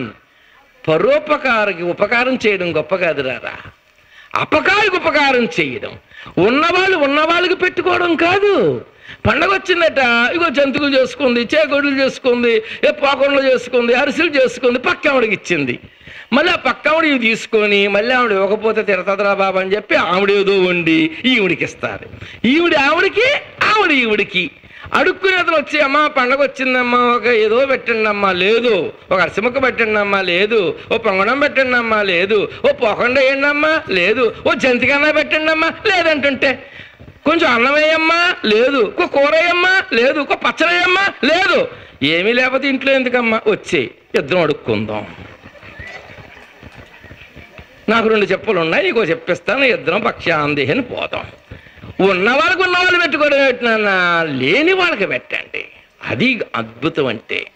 నానా, ఉపకారం చేసేవాడికి ఉపకారం చేయడం కాదురా, అపకారం చేసేవాడు ఉపకారం. అది తండ్రి అంటే. వెంటనే 0.1 తెలిసిన అతి కష్టం మీద మామూలు మనిషి అయిపోయాడు నాన్న. మామూలు మనిషి అయ్యి, కుమారా నువ్వు పొరపాటు చేసావు నాన్న. ఇక్కడ ఒక అద్భుతమైన రహస్యం. ఏమిటి రహస్యం? ఎన్ని రోజుల్లో చనిపోతాడని చెప్పి శపించాడండి అతను? 7 రోజులు. వారానికి ఎన్ని రోజుల్లో? అక్కడ పరీక్షలు మహారాజు 7 రోజుల్లో చనిపోవడం కాదు. ఒక్కసారి ఆలోచించండి. ఈ సకల చరాచర జీవరాశులు 84 లక్షల జీవరాశులు మన మానవులతో కలిపి మనం అందరం ఎన్ని రోజుల్లో చనిపోతాం చెప్పండి? మనము 7 రోజుల్లోనే చనిపోతాం. ఇదేమిట్రా దిక్కుమాల పురాణానికి వచ్చాను. ఈవేళ మంగళవారం అంటే మళ్ళీ మంగళవారంలోపు అయిపోతానా అనుకోని రేపు రావడం మనిషి కనుకమ్మ 100 ఏళ్ళు బతుకుతారు. చాలా 150 ఏళ్ళు బతుకుతారా? కావాలా? ఎన్నాళ్ళు బ్రతికినా ఎన్ని రోజులు ఉన్నాయి వారానికి? 7 రోజులే ఉన్నాయి. ఎప్పుడు పోయినా ఆదివారం కానీ, సోమవారం, మంగళవారం, బుధవారం, గురువారం, శుక్రవారం, శనివారం. 7 రోజుల్లో ఏదో ఒక్క రోజు పోవలసిన వాళ్ళే మనం. ఆయన 7 రోజులు. మనం ఎన్నాళ్ళు బతికినా మనం కూడా 7 రోజుల్లో. మరి 7 అనకూడదంటారు. చాలా మంది ఏమంటారు చెప్పండి? 1, 2, 3, 4, 5, 6, 6 అంటారు కానీ 7 అంటారా? అంటే ఏడుస్తావేమో అని భయం. 6 7 గొప్పతనం చూడండి అమ్మా. ఒక్కసారి చెప్తున్నాను. అందరికన్నా డబ్బు వచ్చే దేవుడు ఎవరు మన ఆంధ్రప్రదేశ్లో? 7 పేరే 7. మరి ఏమండి అంత ఆనందంగా ఉంటాడు? రోజుగా 3 కోట్లు, 4 కోట్లు, 5 కోట్లు అంటుంటారు. మరి ఏడుస్తూ ఉండాలి కదండి. అంతెనకమ్మ ఎందుకమ్మా? ఎనుకోండ్ల మీద ఉన్నారు స్వామి. ఏడుకోండ్ల వెంకటరమణ గోవింద గోవింద అంటే నోరు ఏం పోయిందా? ఎవరో అనట్లేదే గోవింద. పడుకున్నారేమో. గోవింద. ఎన్ని కొండల మీద ఉన్నాడమ్మా? 7 కొండల మీద. ఎంతెనకమ్మో చూడండి ఆయనకి. రోజు సూర్యభగవానుడు రాగానే ఎవరి పనులు వారు చేసుకుంటున్నాం కదా. సూర్యభగవానుడు అధిష్ఠించిన గుర్రాలు ఎన్నర్రా? 7 గుర్రాలే. 7 గుర్రాలు అంత 7 7 7 7 7. వారానికి రోజులు 7. స్వామి ఉన్నటువంటి నివాసం 7 కొండలు. అదిగో సూర్యభగవానుడు ఎక్కే గుర్రానికి ఎక్కే రథానికి గుర్రాలు 7. అంతేకాదు మనకున్నటువంటి ఊర్ధ్వలోకాలన్నీ 7. నా మీద కోపం ఉంటే తీర్చేసుకోండి 7 7 అని. నన్ను భూలోకం, భూర్లోకం, స్వర్గలోకం, మహాలోకం, జనలోకం, తప్పలోకం, సత్యలోకం ఎన్నయ్యాయి? 7 అధోలోకాలు 7 అతల వితల సుతల తలాతల మహాతల రసాతల పాతాల. ఎన్నయ్యాయి? 7. మనకి సముద్రాలు ఎన్ని? 7. లవణ సముద్రం, ఇక్షు సముద్రం, సుర సముద్రం, సర్పి సముద్రం, దది సముద్రం, క్షీర సముద్రం, శుద్ధోదక సముద్రం. ఎన్నయ్యాయి? 7. దీపాలు ఎన్ని మనకి? జంబు దీపం, పక్షదీపం, సాలబల దీపం, కుచ్చదీపం, క్రౌంచ దీపం, శాఖ దీపం, పుష్కర దీపం. ఎన్ని దీపాలు అయ్యాయి? 7. అంతేకాదు ఇంకేమన్నా? ఇంద్రధనస్సు రంగులన్నారా? 7. అంతా 7 మయమే. ఎవరు జానాతో వారు కొలుసుకోండి అన్న. ఎన్ని జానాలు ఉంటాం? ఇంటికి వెళ్ళి కొలుసుకోండి, ఇక్కడ కొలుసుకోకండి. ఎన్ని జానాలు ఉంటాం? ఎవరు జానాతో వారు కొలుసుకుంటే 7 జానాలే ఉంటాం మనం అందరం కూడా. ఆ అమ్మాయిని ఏమిచ్చి చేస్తామరా? అబ్బాయిని అబ్బాయిని ఇస్తాం. అమ్మాయిని 7 అలవాటు లక్షణాలు ఉన్నాయి. 7 చూడండి దురలవాట్లు ఉన్నాయట. కామం, వేట, జోదం, మద్యపానం, దొంగతనం, ఇతరులు నిందించడం, ఇతరుల బాగులను ఓర్వలేకపోవడం యువకది. అదే కాదు, ఆఖరికి ఇంకేమిటైనా 7 మీద ఉన్నాయి. తర్వాత ఆఖరికి శుభం అంటూ పెండ్లయిన తర్వాత ఎన్ని అడుగులు వేస్తారు? అప్పుడు 7 అడుగులే. మరి 7 అనకూడదు అంటున్నాం. అంతా 7 అడుగులు. 7 అడుగులు ఏమిటన్నా? ఏకమిషే విష్ణుస్త్వాన్వేతు. ఏదో ఆ సమయానికినన్నా ఆ వీడియో వారు ఎదుర్కొంటూ ఉంటారు. సరిగ్గా సుముహూర్తం అంటే ఏమిటి చెప్పండి ఒక్కసారి. సరిగ్గా జీలకర్ర బెల్లం ఆ నెత్తి మీద పెట్టి ఒకరినొకరు చూపులు కలవాలి. అది సరిగ్గా ఇలా జీలకర్ర బెల్లం నెత్తి మీద పెట్టేదాకా దుప్పటి అడ్డు పెడతారవునా కదా. ఇలా దుప్పటి అడ్డు పెట్టిన తర్వాత దుప్పటి అడ్డు ఎప్పుడు తీసేస్తారమ్మా? జీలకర్ర బెల్లం ఎందుకు పెడతారమ్మా? ఎల్లుల్లిపాయలు ఎండుమిరపకాయలు పెట్టచ్చు కదర్రా. జీలకర్ర బెల్లం పెడితేనే 3 రోజులు అయ్యేసరికి విడాకులు అంటున్నాం. నిజంగా ఎండుమిరపకాయలు ఎల్లుల్లిపాయ పెడితే ఎలా ఉంటుందో మరి మనిషి జీవితాలు. ఆ రెండిట్లో ఒక పవర్ఫుల్ పదార్థం మెటీరియల్ ఉంటుందన్నా. ఏ కంటన కసి నొక్కేచ్చు కదా, గొడవలు పోతే కోర్టుల్లోకి వెళ్ళక్కర్లేదు. ఇక్కడే ఎందుకు పెట్టాలి చెప్పండి? ఇక్కడేముంది? బ్రహ్మరంధ్రం ఉంది ఇక్కడ. ఈ బ్రహ్మరంధ్రం దగ్గర పెడతారు. ఆ బ్రహ్మరంధ్రం దగ్గర ఉంచిన తర్వాత ముందు ఎవరు పెడతారు? అమ్మాయా అబ్బాయా? ముందు అబ్బాయి పెడతాడు కాబట్టి అబ్బాయి మాట అమ్మాయి అనాలన్నమాట. అమ్మ రహస్యం ఇప్పుడు తెలిసింది గురువుగారు, అందుకే ఆ భర్తకు ప్రాధాన్యత ఇస్తున్నాం, ఆయన మాట మేము వినాలా. ఈసారి పెళ్లి చేసుకునే పిల్లలం అతను పెట్టకుండానే మేమే ముందు నెత్తిమే పెట్టేశాం అన్నారనుకోండి, మీ మాట ఆయన వినాలన్నమాట. అందుకని బ్రాహ్మణులు చెప్తారు ముందు పెళ్లి కొడుకుతో పెట్టిస్తారు. జీలకర్ర బెల్లం ఇగో బ్రహ్మరంధ్రం దగ్గర. అందుకే ఎంగిల్ చేయి రాయకూడదు ఇక్కడ. తీర్థం తీసుకుని తక్కువ, నెత్తికి రాసేసుకునేది ఎక్కువ. అబద్ధం కాదమ్మా. తాగేది కొద్దిగా పొలోమ రాసేసుకుంటారు నెత్తిగా, ముఖం మీద చాలా జారిపోతుంటుంది అది. మరి బ్రహ్మరంధ్రం ఎంత అద్భుతం నాన్న. శవం దగ్గర దీపం ఎక్కడ పెడుతున్నారా? శవం దగ్గర దీపం తల దగ్గర ఎందుకు పెడుతున్నారు? జీలకర్ర బెల్లం తల దగ్గర ఎందుకు పెడుతున్నారు? చూడండి ఒక్కసారి ఆలోచించండి. తీసుకున్న తీర్థం తలకు ఎందుకు రాసుకోకూడదు? ఇక్కడ బ్రహ్మరంధ్రం ఉంటుంది కాబట్టి. ఆ బ్రహ్మరంధ్రం గుండా అందుకనే వీళ్ళు జీలకర్ర బెల్లం అప్పుడు దాకా వీళ్ళెవరో తెలియదు. ఆ సరైన శుభముహూర్తం అంటే తాళి కట్టడం కాదు, తలంబరాలు వేయడం కాదు. ఆ జీలకర్ర బెల్లం పవర్ఫుల్ మెటీరియల్. ఆ తల మీద పెట్టంగానే ముందు భర్త పెడతాడు, పెళ్లి కొడుకు పెడతాడు. ఈయన శక్తి అంతా ఆమెలోకి, ఆమె శక్తి ఈమెలోకి వెళ్తాది. అప్పుడు వీళ్ళిద్దరూ ఒకరినొకరు ఒక చూపు, 2 చూపులు, 2 4 కళ్ళు కలుసుకోవాలి. కానీ మా ఫోటోగ్రాఫర్సు, మా వీడియోగ్రాఫర్సు పాపం నెత్తి మీద ఇలా పెట్టంగానే ఇలా చెప్పండి నాన్న. ముందు వాళ్ళ చూపులు పాపం ఆ ఫోటోగ్రాఫర్స్ మీద, వీడియోగ్రాఫర్స్ మీద పడుతుంది. అవునా నాన్న?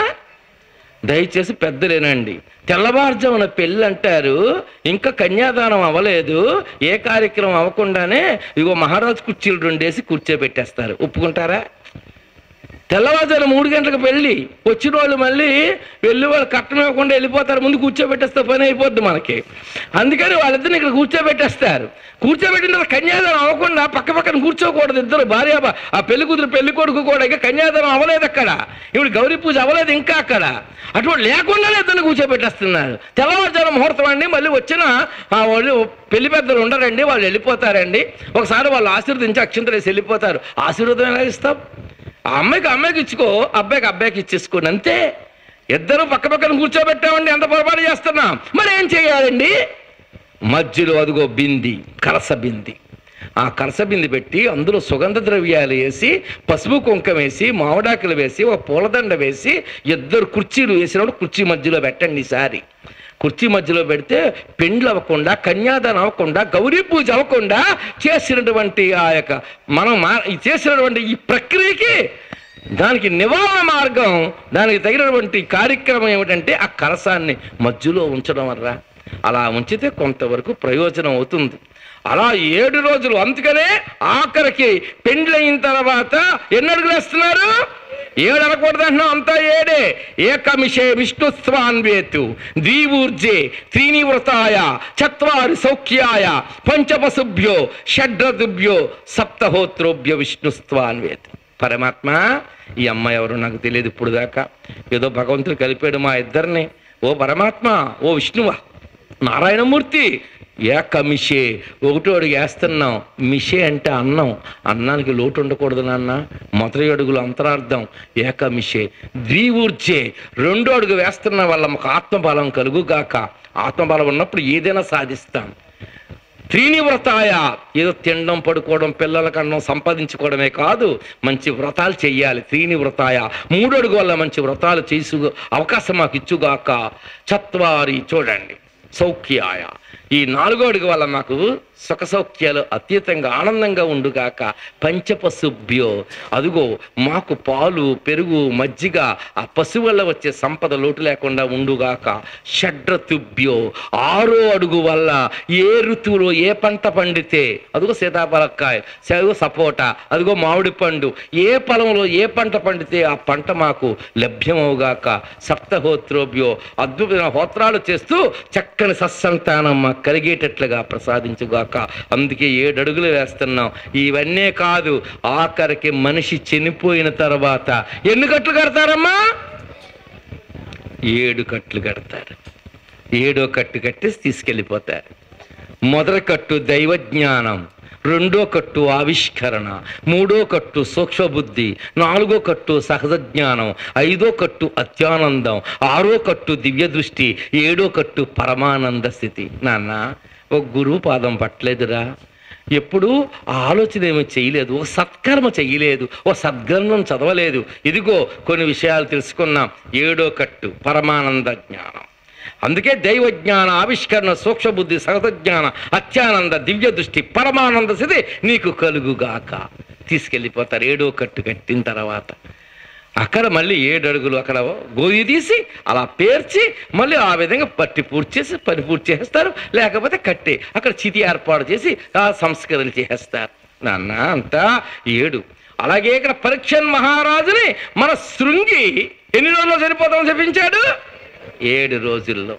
ఆ చెప్పించేసరికి ఎలా ప్రాణాన్ని రక్షణ చేసుకోవటానికి ప్రయత్నం చేశాడో, ఏం చేస్తున్నారు ఆలోచన చేస్తూ మిగిలిన విశేషాలన్నీ కూడా రేపటి రోజు కథలో మనం ఎన్నో విశేషాలు తెలుసుకోవటానికి ప్రయత్నం చేద్దాం నాన్న.